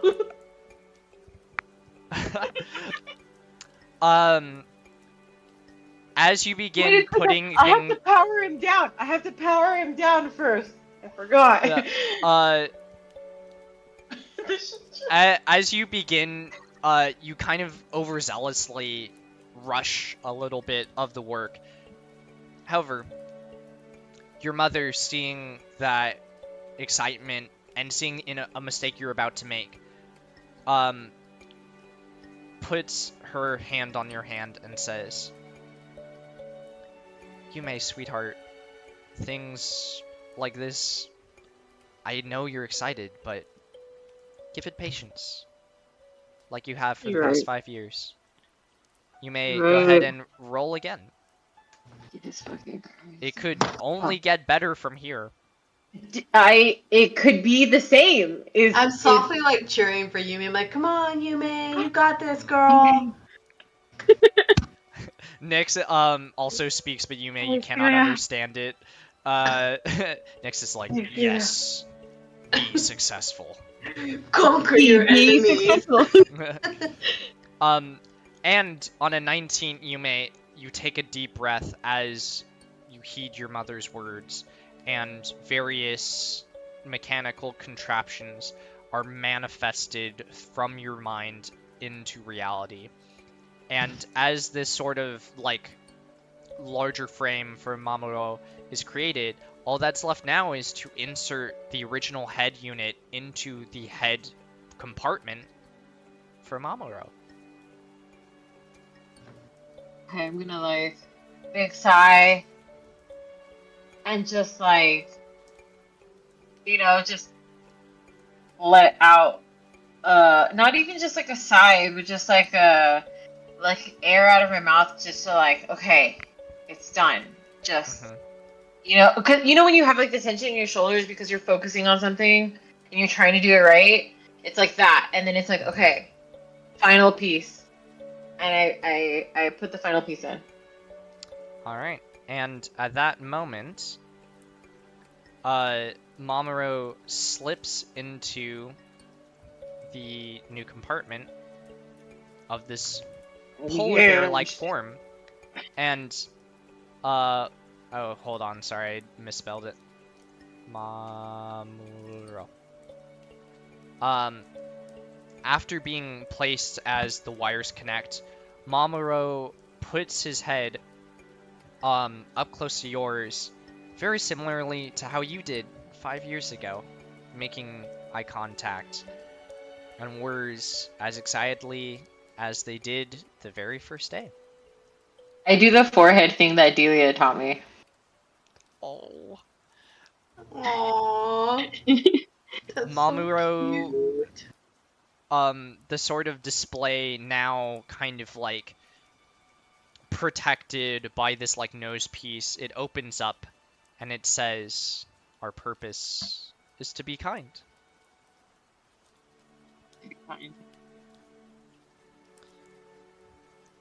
And then I look back at my friend.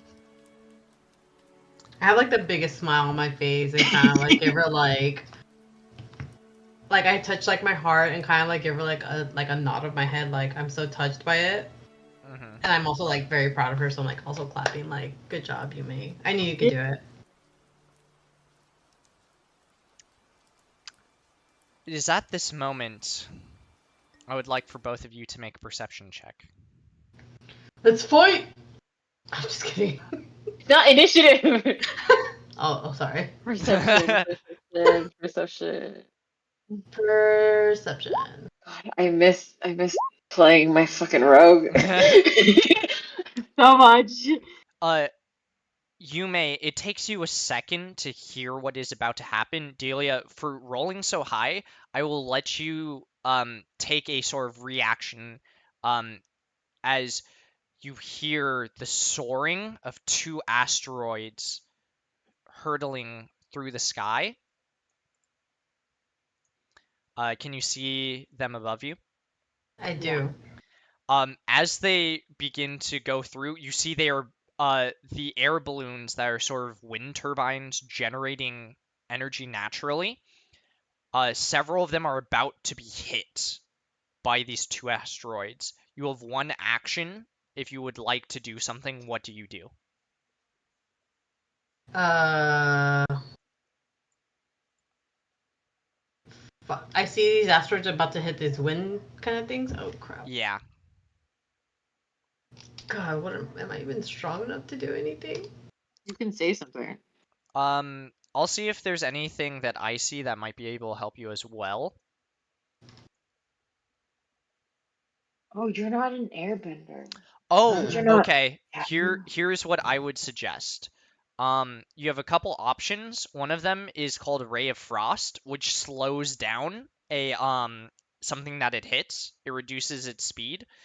You have other kind of like ice abilities that you could potentially use to sort of like slow or change the trajectory of the asteroid.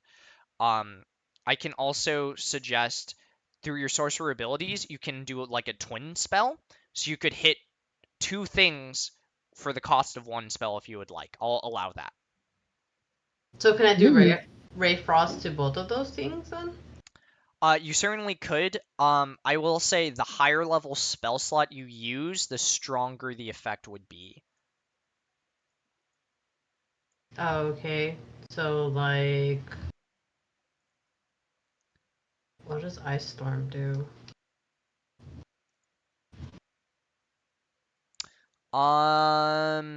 Let's see. Oh, Ice Storm is actually probably a good idea because the range is 300 feet.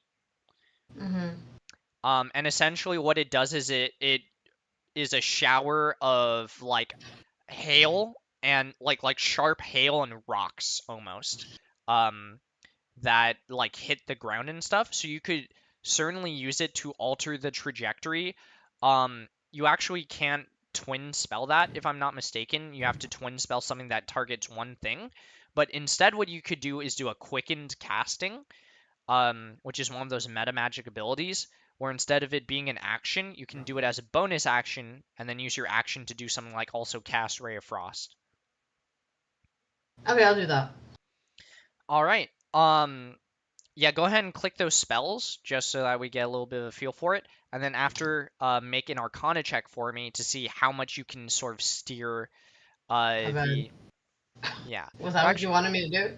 Yes. Or actually, like, oh, okay. This is perfect. Also, click Ray of Frost real quick for me. Ray of Frost. Ray of Frost.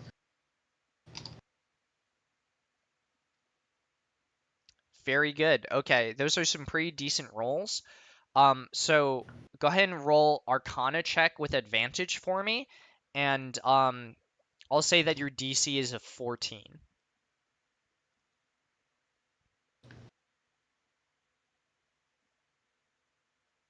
Nice. Okay, so the 15 will succeed. You're able to successfully steer the two asteroids away from several of these like air turbines. There is slight damage that occurs, but nothing that would potentially harm the environment or the people around it as they go hurtling downward. Um, God damn it, there's an ad. I was I'm like, listening to it. You're all good. the music. I was Okay. like, oh, But the stream. Okay.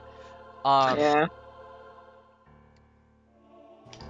Yume, you realize at the moment of Delia casting these spells that these asteroids are coming down. Kai and Kaya immediately also realize what's happening and they spring into action. They both look at each other and then look at the two of you, and Kaya nods and runs off into the direction of those turbines. Kaya yells out to the two of you, "We don't have much time. A lot of damage could potentially happen. We're going to go mitigate that damage. We trust that you two, along with your companions, will be able to get an idea of what's happening. Go investigate those asteroids. If danger is there, do not engage. Come back to us. Do not put yourself in harm's reach. Do you understand me?" I kind of just look at Yume and be like, I'm gonna nod. and I'll just follow her. They'd like, yes, yeah, we'll go see what it is. We'll just Okay. scout. We'll be right back. Okay. Be safe. And Kaya runs off as well. My master. So I do I have any reason to believe that this is somebody trying to do harm, or do I just think like, hey, it's an asteroid, like it's space, like shit happens? Make an insight check.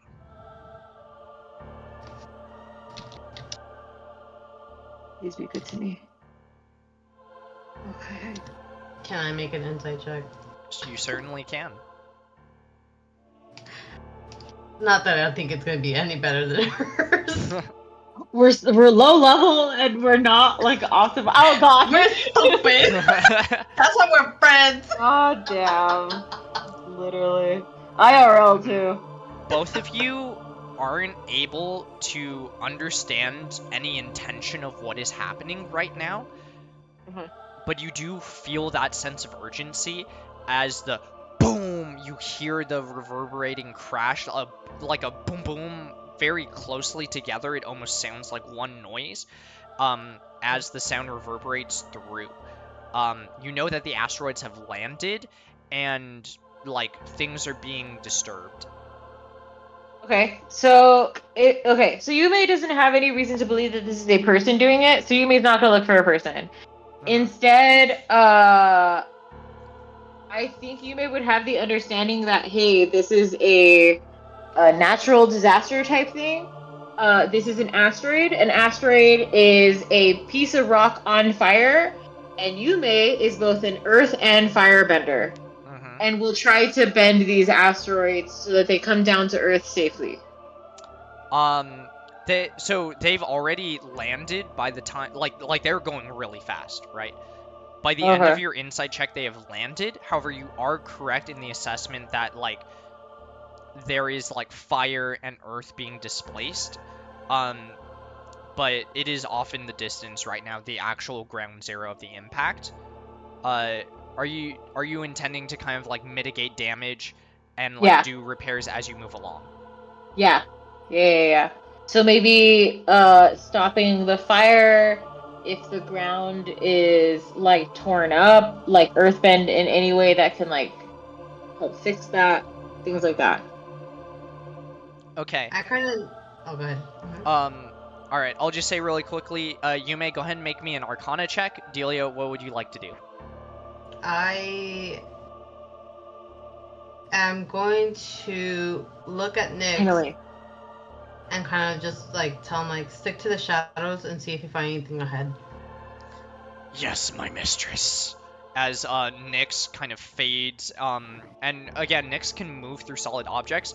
Nyx will like just dart into the woods nearby. Yeah. Delia, go ahead and make a survival check for me, because you're I'm trying to gonna track try. if anyone's nearby, correct? Yeah. Very good. You may, as you both begin to approach, you do notice that there are like several shards of like things that have fallen or things that have been disrupted, where debris and fire are sort of moving in a trail as it goes through this asteroid. You are able to mitigate a lot of that damage, and prevent the deterioration of some of these balloon or wind turbines could have possibly fallen, or fires could have been started if not for your quick thinking. Job well done. Delia, on a 16, Nyx, 17. sorry, well, I'm No, saying 16. for Delia. Oh, okay. Sorry. Yeah. On a 16, Nyx does pick up a few things. In particular, Nyx picks up the scent of 5 individuals who have seemingly like scattered all around you. It seems Nyx conveys to you that at different points in the day, 5 strangers who do not smell like the islands, or not the islands, who do not smell like they're from Saphira, have been around here, and they certainly don't smell like Delia or Kaya or you. But they're Is he communicating this through me like telepathically or? he like comes back to check in with you, so he like relays Gotcha. this information. Okay. Yeah. I just share the information with you, man. Like, okay, well, just so you know, like, there's 5 people on this island that don't belong here. I don't know if we should go back, or do you want to find out who they are? Maybe you Where do recognize them? I mean, we've been here for years. I don't, we have the sense that we're sensing they're not from here. I'm assuming that this isn't. That you're not counting like. That Delia's not like counting herself, or Kaya. Yeah. Okay. It's Yeah. not like 5 additional people. It's not us. 5. Nyx would even go as far as to say 5 intruders. They're not sure. Like, they're saying they're intruders. Nyx detected this? Yeah, I sent him up ahead to scout, and he came back and told me this. Nyx, where are they? Nyx will point in several different directions. One direction is the direction Kai went in. One is in the direction Kaya went in. One is in the direction of the city. One is in the direction of sort of like off into the forest, and then one is like in the direction of the asteroid. Now, I will also add, Yume and Delia, you've seen Kai and Kaya in action before. You know that they could handle themselves. They are both world-class adventurers. If if it was like a kingdom level threat, like a story like you've heard about the Bifrost, if they were around for that, they certainly would have been able to survive that encounter and take care of themselves. Okay. Sorry, just for perspective, we're on Yume's island right now, right? This is her island? Yeah, so Or- this is the Okay. floating island of Saphira. It's like an artificial island, essentially, it's more like a collection of islands, truthfully, but it is floating in the air and is powered by these like magic crystals from the Light Island. Oh, okay, got you. So I'm just gonna look at you. I'm like, will support you in whatever you want to do. Like, I'll help protect your island.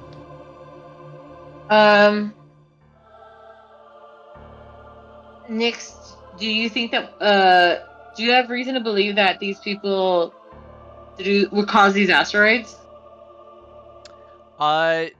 Nyx doesn't seem to know, but looks towards Delia. Delia, if you would like to, go ahead and make an insight check for me.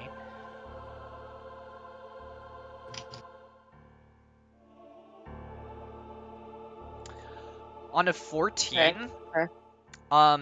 Delia, you begin to like examine the information that Nyx has given to you, and it seems at first very scattered, but similar to the lessons that Kaya has embedded into you, things that oftentimes, especially when it comes to magic and its bullshit, things that appear random had to be meticulously planned in order to appear to be random, to blend in. This seems like it could be one of those situations, but you would only know if you investigated something. I will also add on that 14 insight, you do recall Kaya did say to check out the asteroid because her and Kai went to, go handle situations far from civilization, and it seems like wherever other people are, like there are defenses for Sisfira, the greatest of which is a gargantuan 3-headed cybertronic dog. Damn. Sick. Yeah, which is from a previous campaign. Yeah. Amazing. I love it. I think I'm gonna look at Delia and say my instinct is to go to the town and help the people, but maybe we should check out the asteroids to see what kind of people we're dealing with to get to better prepare what's gonna happen. I agree. Okay. I'll follow your lead. I jump on Marumo, and I'm like, let's go. I'm like, is there room Yes, for two get people? on, Delia, get Okay. on. Like, would you mind? I know it's new. Yeah, Yeah. Nick's Well, confusing. well- Yeah. We'll say it's fine. Technically the answer is you're not supposed to, but I'll allow it because it's dope. Like, all right, next, lead the way. Okay, give me 1 second. Okay. Unless I can ride my dog, then I'll be down. No, you You can't cannot. ride your dog. You're the same I size know. as your dog. Yeah. I know. My baby. As you begin to approach,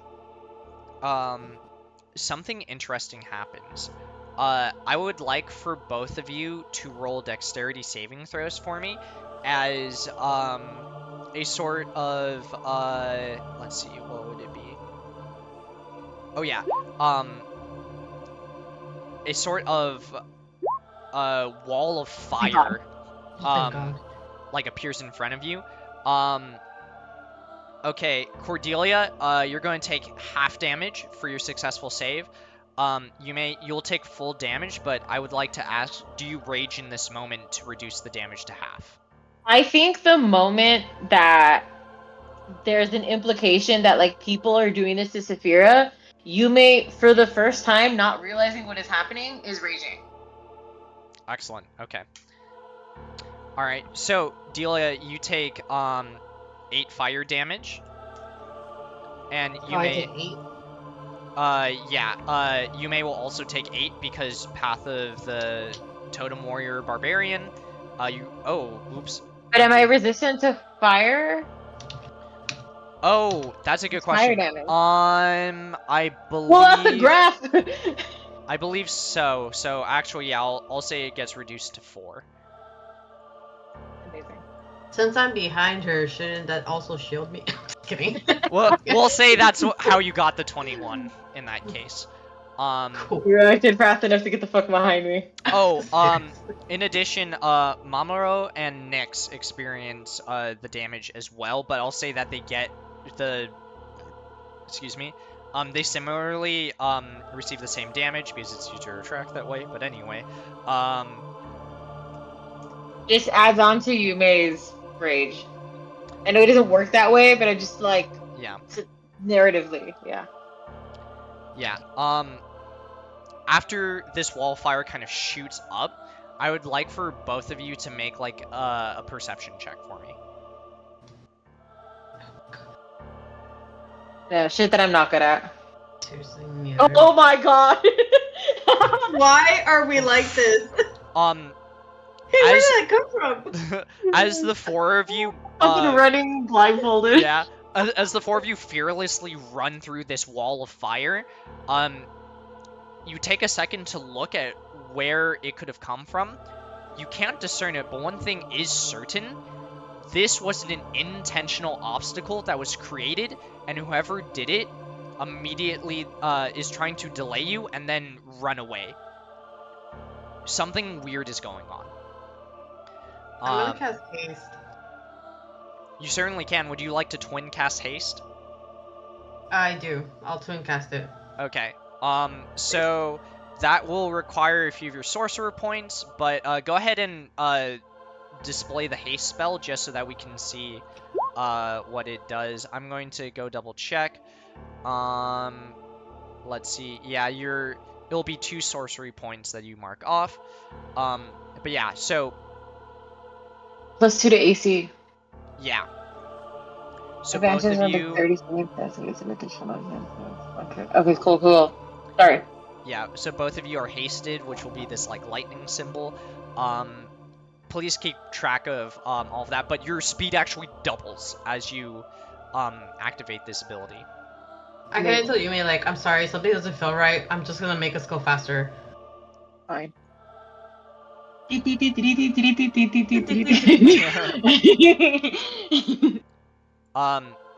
As you arrive at this crater at breakneck pace, you come upon a very disturbing image.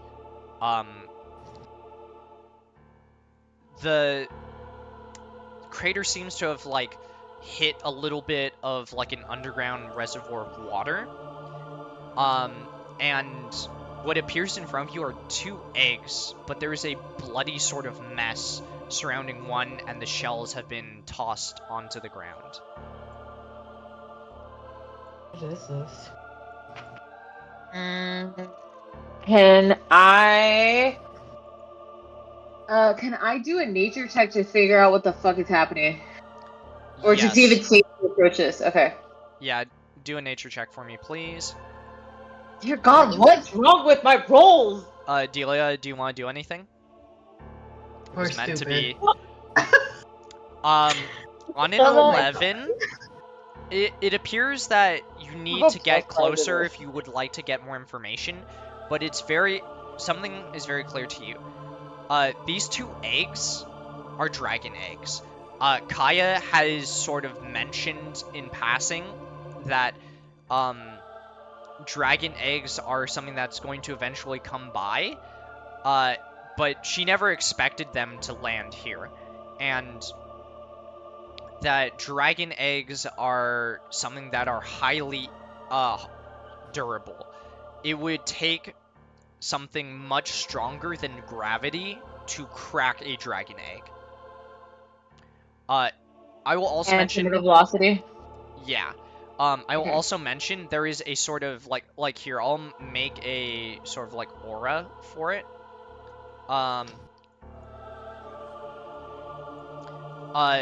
There is blood splatter this far out from this broken egg. I don't see it. How's it? Oh, damn it. Hold on, give me 1 second. How about now? Yeah. Yeah. It's Okay. a shit ton of blood.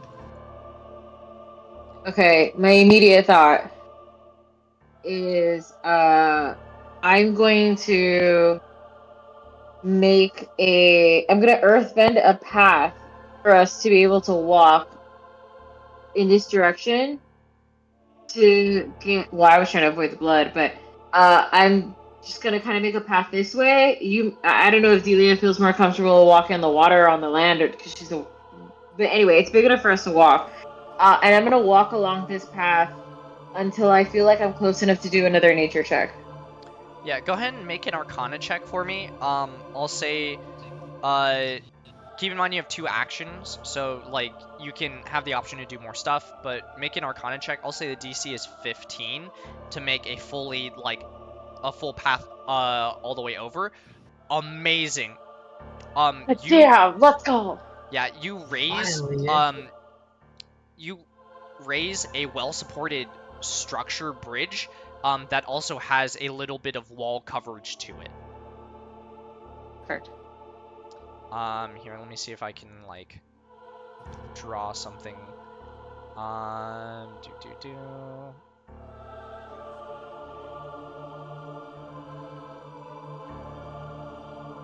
Or this way, however you want to do that. I don't know, something like that, I guess. Okay. Oh, yeah. Yeah, Delia, is there anything you would like to do? Charm person. I'm just kidding. Okay. Ooh! Whoever. Do both of you walk closer? Yeah, I stay close to Yume and I'm just have like my hands like kind of like sort of ready to like cast anything, but like cautiously I'm just like kind of surveying like what's around us. I'm like, what the fuck is going on? Like, just looking around like. The moment you step, go ahead. I was just gonna say, Yume has never been more angry, and I feel like Yume and Marumo are like in sync and are just very slowly walking and just trying to pay very close attention to what's happening, but just like in full rage. Okay. As both of you step into the pit, could you both make me a charisma saving throw, please? As you feel a frightening presence, that makes your hairs stand up on end. Your DC will be 18. Very good. I have a +0 to this shit. This is not. No. No. Nope. Alright, I'm going to just move y'all real quick, so you get to about here. When you see a presence. Present. Happy birthday. Happy birthday. Alright, Birthday. let me do one thing real quick. Happy birthday to the ground. Let's see, where are you? Oh, okay, there. What the fuck is that? I can barely see anything. This shit, is that fucking Soraya? What the fuck is that? Fucking dark. You see a hooded figure. The moment you step in, you feel yourself freeze. Yume and Mamoru instinctually freezes as well. Delia, you have been preparing for a moment like this, and all of the anxieties you've felt up until this moment prepare you for this feeling of dread, of confrontation. And with Nyx at your side, you're not afraid to move forward in this moment. As you hear a voice, it's distorted by magic. Unable to tell what a true tone is lying underneath this sort of filter, but it says, "Do not step closer. You know not what you are dealing with. If you value your life, you will turn back." And then the presence sort of fades like a shadow.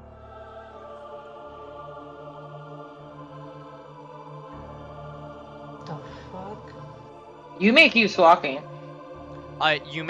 It's going to take a second for you to regain your sort of will, as like you have been shaken for the first time in perhaps your life. You feel a supernatural sort of like urge to run like you have never ever felt before. It feels magical in nature, that much is clear to you. To run away? Yeah, you feel what you imagine it must feel like to be a prey in the gaze of a predator, a rabbit trapped, cornered by wolves. But Delia, in this moment, you have control of your nerves. Do you continue to walk forward? I'll continue to walk, and I'll kind of just like still cautiously walk and like keep looking around. Okay. And I'll just kind of like look at Ume, like kind of like always looking at her since she's always like the brave one out of both of us, and I'll kind of be like tilting my head like, come on, let's go, like not realizing she's like scared or like petrified. I'm just like, come on, let's go. Like, what are you waiting for? Delia, I'm gonna go ahead and move you a little closer then, as you get to the edge of the blood-soaked waters. Go ahead and make Sure. a survival check with advantage for me. Having Nyx at your side and having surpassed the fear that magically was impressed upon you. Oh, let's go. Amazing. Delia, as you get closer, you notice that there seem to be footprints in the water. Someone has been here. A humanoid being has been here.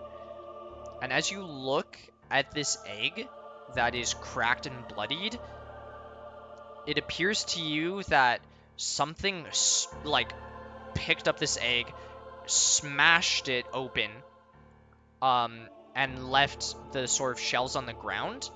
And whatever it did, it decimated the young dragon wormling inside.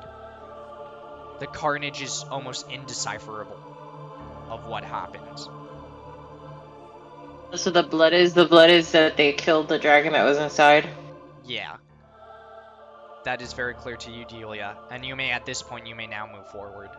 As you have been able to calm down. The rage maintains the adrenaline, but your fight response begins to pull forward as the flight response pulls back. Yeah. You may... I feel like it's just tunnel vision, absolutely furious, walking forward, and there's very little that's going to snap her out of it, unless it's probably, I think, like, unless it's like Delia or maybe one of her moms. She's not listening to anything or anyone. She's walking forward. She's pissed. Alright, how I'm far kind do of you... like... She's like full fucking barbarian, skin red, like just going. Okay. Or whichever one I picked, yeah. I think as Delia is kind of like picking up and realizing like there's death, that like kind of like witnessing death for the first time, I'm kind of like on my knees and like a little bit like perplexed, like I'm shocked about it. I'm like kind of like a why, like who would do something like this? Because I'm really like, it's a baby, it's a child, like fucking hasn't even had the chance to like be born and to live. And I'm like, I see you may kind of like focus and kind of like not rushing, but kind of like going towards the other egg. And I kind of like yell out to her, I'm like, you may be careful. I don't know if there's still danger around here, but there certainly is death. That's it. That's all I want to say. You may heard the words, but it did not affect her. Alright. Go ahead and move as far forward as you would like, you may. I don't think I can move my token. Oh, I'm so sorry. Oh, no. Sorry, I'm dumb. I was on the fucking measurement thing. Oh, okay.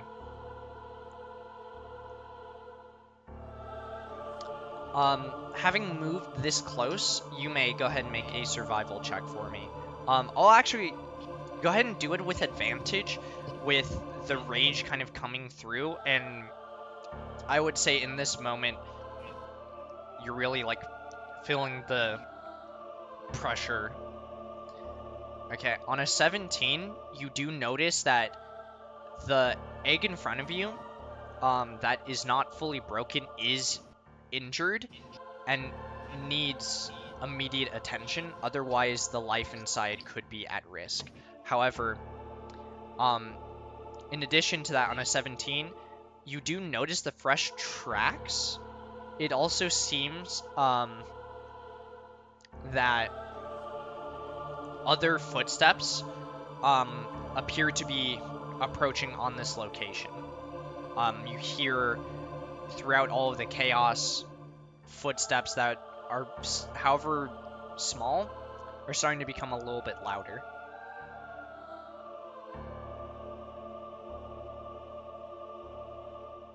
Do I know if the footsteps are behind me, or on the outer rim, near Delia? It's hard to tell. On a 17, all you notice is that the footsteps are there. They're very hard to hear, but the adrenaline pumping through your veins is allowing you to sort of like expand your senses. You sense that they seem dangerous, but you can't tell what direction they're in.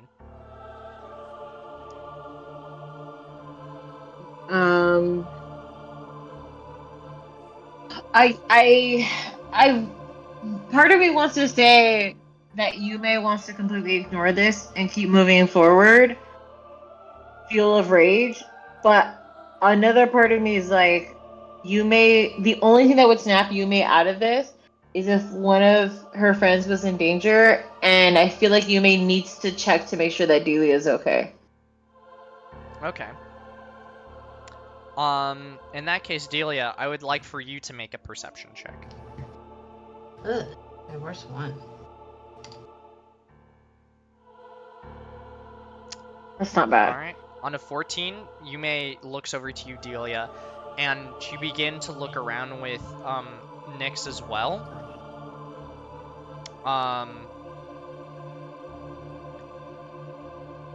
I'll say, Nyx helps you to perceive things in this moment, standing at attention and, looking around. So I'll give you a little bit more on that 14. Delia, you do feel the presence of creatures converging on this location, Nyx as well. You get the feeling that you got to leave soon, otherwise whatever is coming this way is going to meet with you, and you don't know what would happen at that point. Gotcha.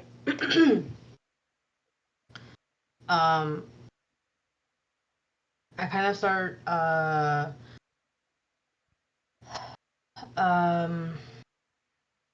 Nyx tells me this information, I'm kind of just like, I look to Yume and I'm like, Yume, we gotta go. Something does not feel, something is coming our way, and we just need to go. We need to go back to your mom, my master. Something really does not feel right around here, and I feel like we're going to be in a lot more trouble if we stay any longer. Do we still have haste? We still Yeah. have haste. So I have 2 actions. Correct. I would like to grab the egg that's okay and then dash. Okay. Here, let me go ahead and pick up the egg. Delia, do you also hop on Mamoru and begin to run with Nyx? If I'm allowed to, yes, I will hop on to Mamoru and be like, I'll let Nyx lead the way. Or come back to me, whatever's. I'll send Nyx up ahead. I'm like, see if there's any danger in our path. Okay. Or kind of just lead the way like a wolf. Like, show us the path to take so we don't get attacked. Yeah. Okay. As you begin running, all of you are hasted, and you're making quick pace through the clearing, through the forest. In the distance, you see Kai, you see Yo, and you see Kaya, all, handling different things. And as Nyx is approaching, Nyx sniffs something and looks back to you, Delia, and says, "Turn left!" as Nyx gets attacked by 3 different elements. There is ice shards shooting at Nyx, and there is sort of this like earth coffin that rises up around Nyx, as well as this sort of like poisonous smoke also encapsulates Nyx all at the same time. And if not for Nyx's warning, as Nyx, who can eventually be revived given time resting within your shadow, Nyx is bombarded by those 3 different attacks, putting his body in sort of in between you and this barrage of attacks as you run around. it seems that more creatures are attacking from the different areas in the woods. You have sort of one more turn before you're out of the clearing, and you know attacks are coming for you in the next turn. Delia, what would you like to do, followed by Yume?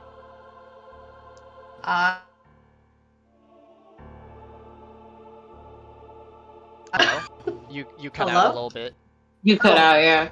Oh, sorry. I'm like, I am kind of destroyed emotionally because this is the first time like I've had my encounter with Nyx. So I have no idea if I can revive him back or anything, but I'm kind of just like internally screaming like, oh my god, I failed, I killed my familiar. And I'm just like, at the same time, just like, okay, something's not right. We need protection. I'm gonna cast shield on us. I'm like, can I? So shield is a reaction to you being hit, and it's a last second blocking. What I would recommend to you is you can do what's called the dodge action, so it gives you advantage on saving throws as well as disadvantage on people trying to attack you. Okay, I'll do that then. Since both of you are hasted, you also have 2 actions that you can do. Now you are concentrating. Here, let me put that back up. You are concentrating on haste. But it does allow you to, if you would like, you could try and like shoot a spell blindly, assuming that it's not concentration. You could try and do minor illusion to try and like throw people off. Yeah, you have a few different options. You could, let's see, you already casted Ice Storm. Yeah. Oh, actually, let me look at something.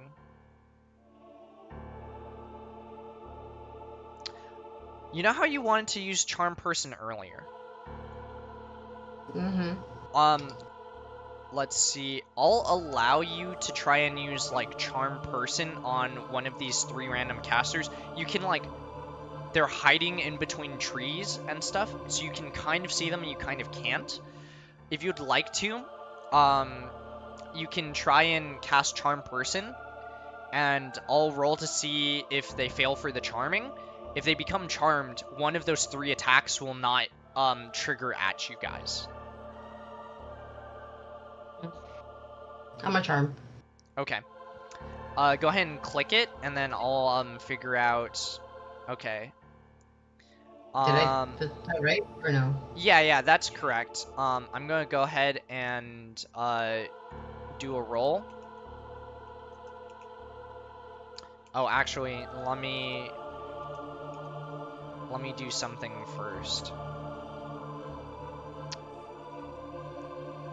Okay. Failed.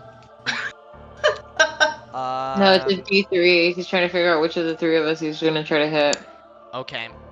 On a 22, you hear a woman cackling, and it's not a kind of like jovial cackling that you've heard Kaya do. It's a malicious, like antagonistic, almost like a patronizing laugh of a woman, who it seems like in your attempt to charm someone, completely blows off the spell and is laughing at the attempt. However, since you've used the spell slot, I'll say that you still, you already are getting advantage on the saving throws. I'll say that the damage will be halved in addition to any defenses that you have for your effort. Okay? Got it. Alright, Yume, what would you like to do? I know that retroactively it sounds like Nyx is gonna take all these hits. Would there be any way that because you said that they were frost people, would there be any way that I could do some sort of fire bending to the ice beams or whatever they are?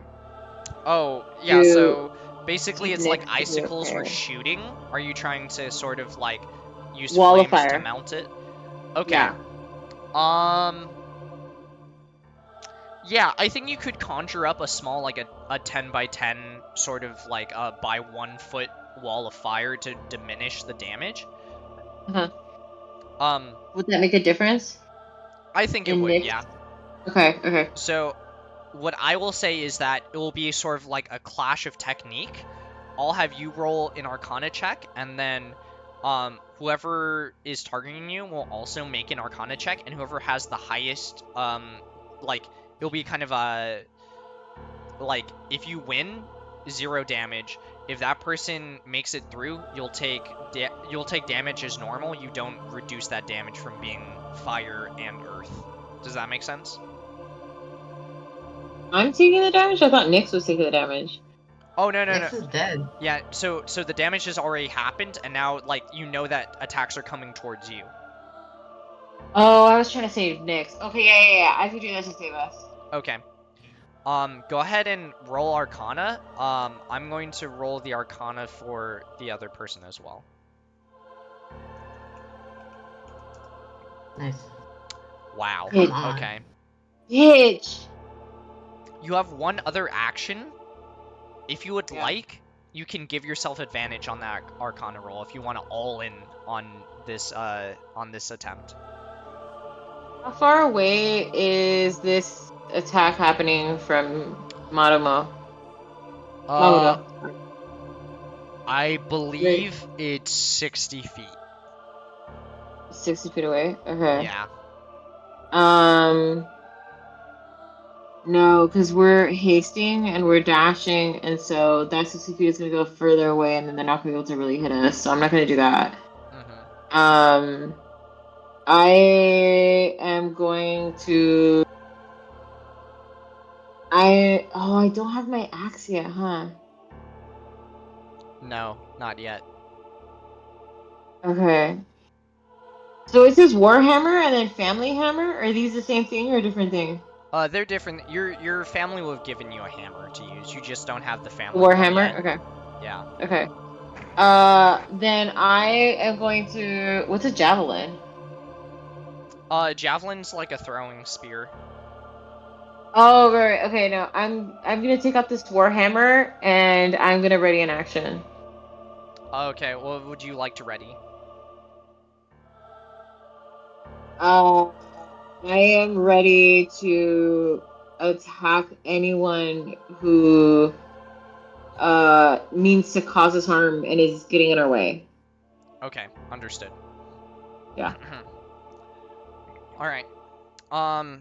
Yeah, so I would like for both of you to roll your dexterity saving throws now. Both of you have advantage, due to the haste. Well, that's good. Damn it! God I damn it! suck at everything. Can I cast shield? Whatever the fuck it's Don't gonna we be. have...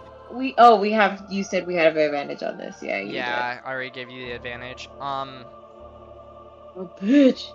Okay. Alright. Advantage on dexterity against effects that you can see while not blinded, deafened, or incapacitated. Sorry. Alright, so first That's me on top of my arm. Yeah. So first I'm going to do the ice damage. Mm-hmm. Okay. That's pretty favorable. Oh, y'all had damage from before, if I remember correctly. Let me go I had back. 4 damage, yeah. Okay, yeah, it was like 4 damage, and then Delia's I was at at 46. Okay, let's just adjust those real quick. So this is 46. This is 4. Oh, nope, undo. I can change it. I can change it on my end. Yeah, go ahead. There. I can change... I found where to do it. I can change, Animus to...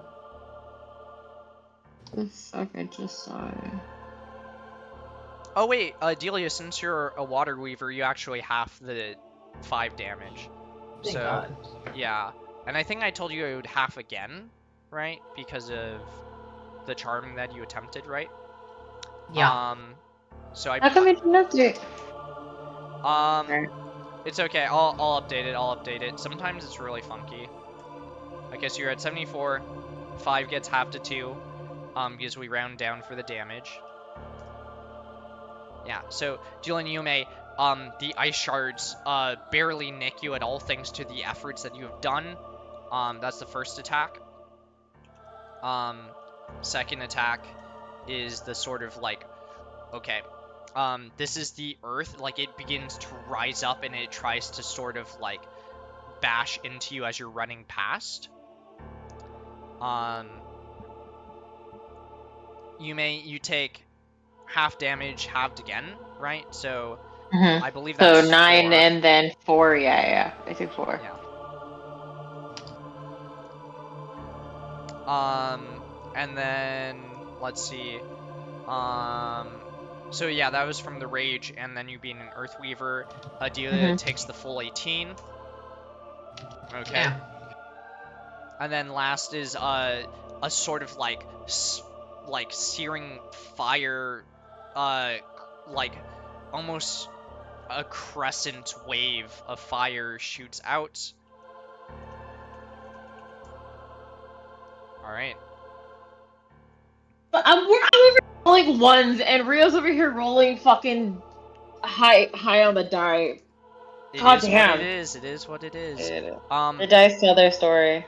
But yeah, you may halved from the fire, halved again from the because you're a fire weaver, it's halved, and then halved again because of your rage, so that's also 4 damage. As the 3 of you successfully make it out of the woods and the clearing, once your parents see the state that both of you are in, especially Delia and the egg that I assume you're holding on to both of them. Yeah. Your 2 moms and Delia, your mentor, they stop what they're doing and they fully unload the entirety of their might into the forest. It's sort of like Kaya floods it entirely with a massive wave of water. A bunch of contraptions sort of pop out and begin to fire projectiles into the forest. And you see Kai reach into the ground and pull out a massive chunk of the earth and just throws it entirely as the sort of like trees begin to fall like dominoes into where the enemies would have been. And the forest behind you begins to become cluttered with all of these elements as whatever was in there is running away injured as you run towards your family, successfully saving the egg and alive. I immediately hand... 2 things happen. One is I immediately hand the egg to Yo, my artist mom. And the second thing that happens is Marimo walks up to Delia, opens a little compartment, and band-aids come out. The callback. We're professionals here. I love it. Yeah, sure. I'll say, you may go ahead and roll, I believe it's supposed to be 2d8, to heal Delia, from the healer's kit.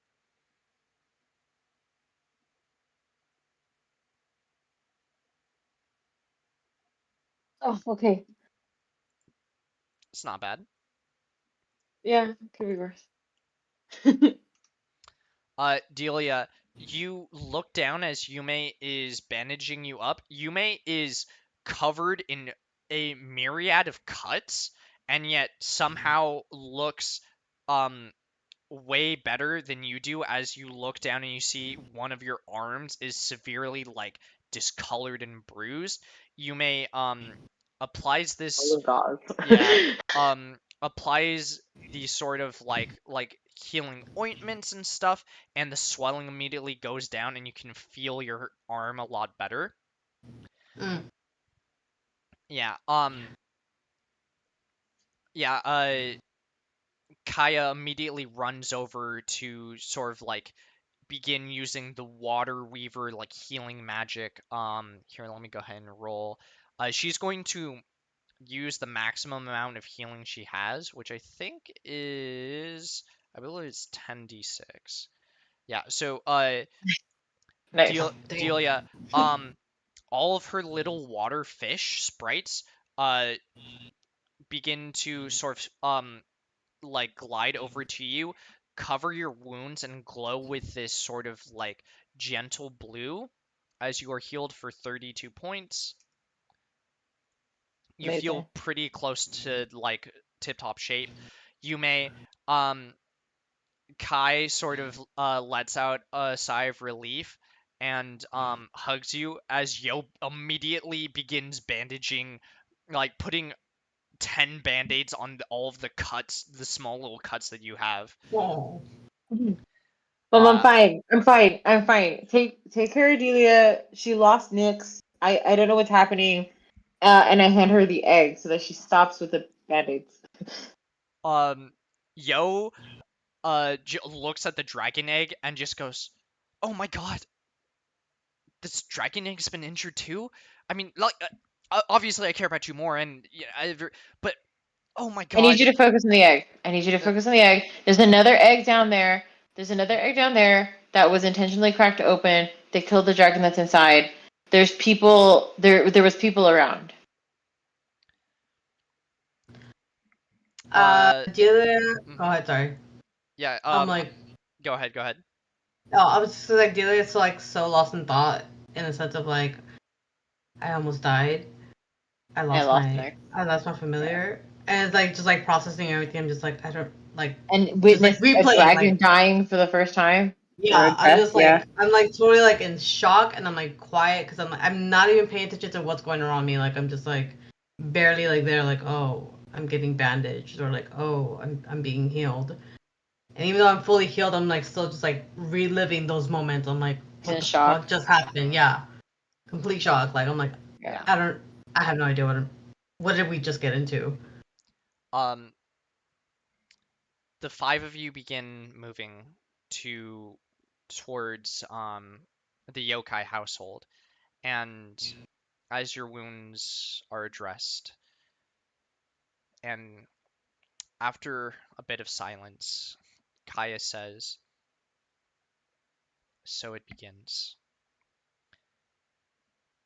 The dragon egg that you saved, you've done a great thing preserving this.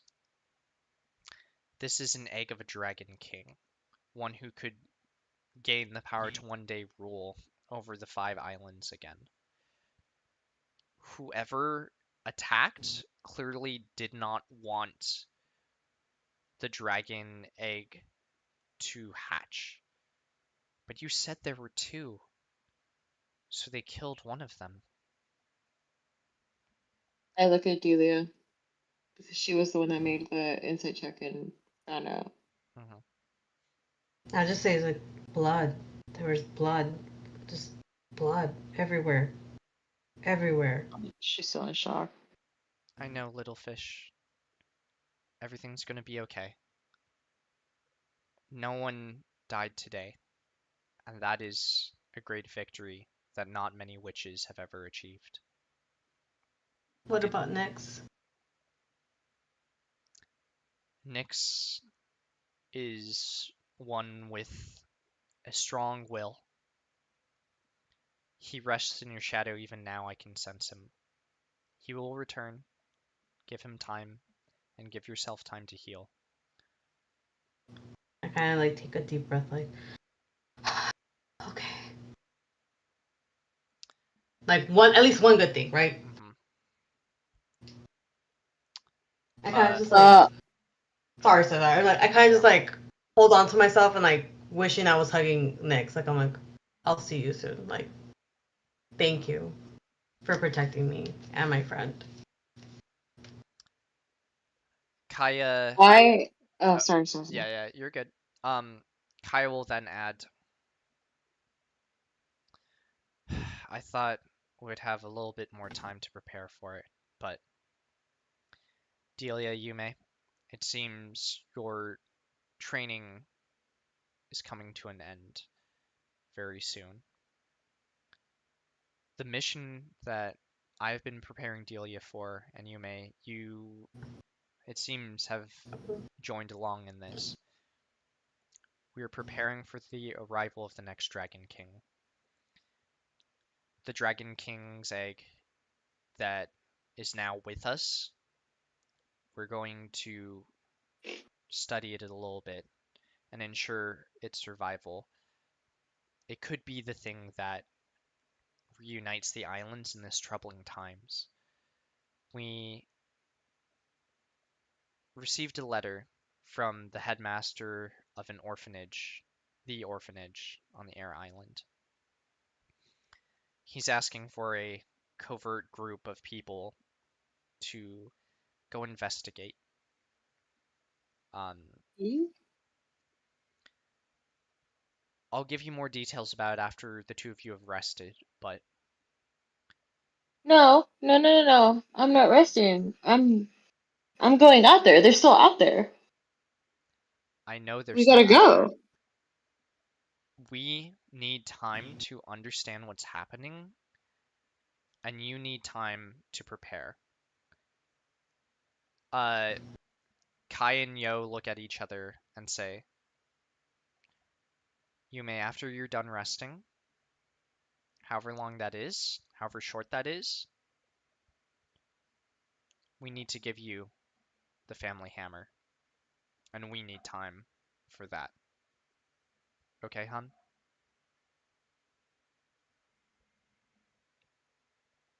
She's in no way okay with this and is trying to go out the door with Marumo, and she just keeps saying things like, the more we're wasting time and the more time that we're here, the more time they have to do more harm to the island. We can't just wait here and do nothing. And it like is still like enraged and cannot calm down because she's never had to like Mm-hmm. do that before. Yo will put her hand on yours, Yume, and sort of rub it gently as she says, Yume, they're gone. I don't know how, What? but they disappeared, and will show you her crystal.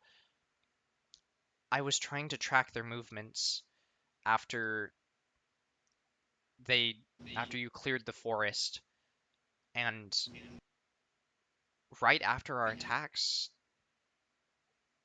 they didn't fly away, they didn't run away, they disappeared. We don't know how they got here, nor how they left.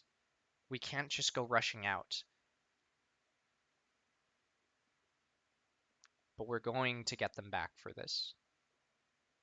Nyx is the one that was able to tell that there was 5 foreigners on the island, right? Yeah, Yeah. Is there Delia can't pick up on that? I want to kind of look at Delia to get a sense if like Delia can tell if these people are still on the island or not. um, Delia, go ahead and make a perception check, trying to kind of like will Nyx's senses a little bit into like to take on that aspect. All right. On a 4, it's hard to tell as you're kind of like regaining a sense of normalcy. Mm-hmm. It doesn't seem like there's any immediate danger, and there's a sort of quietness now. Before there were asteroids falling and fire, the crackling of fires and the falling of trees and destruction. And it seems like the dust has settled. It's hard to, you can't guarantee that no one is around, but at the very least, no more actions are being taken. But it's hard to tell. I kind of just look at like Yume and kind of like shake my head like I can't sense anything.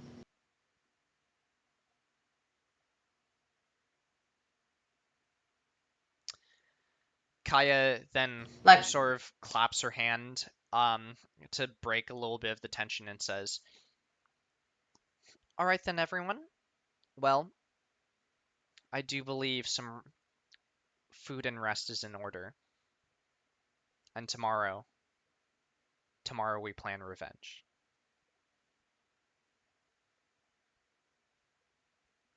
And with that is where I will call the session as the memories and the dream kind of fades away for now.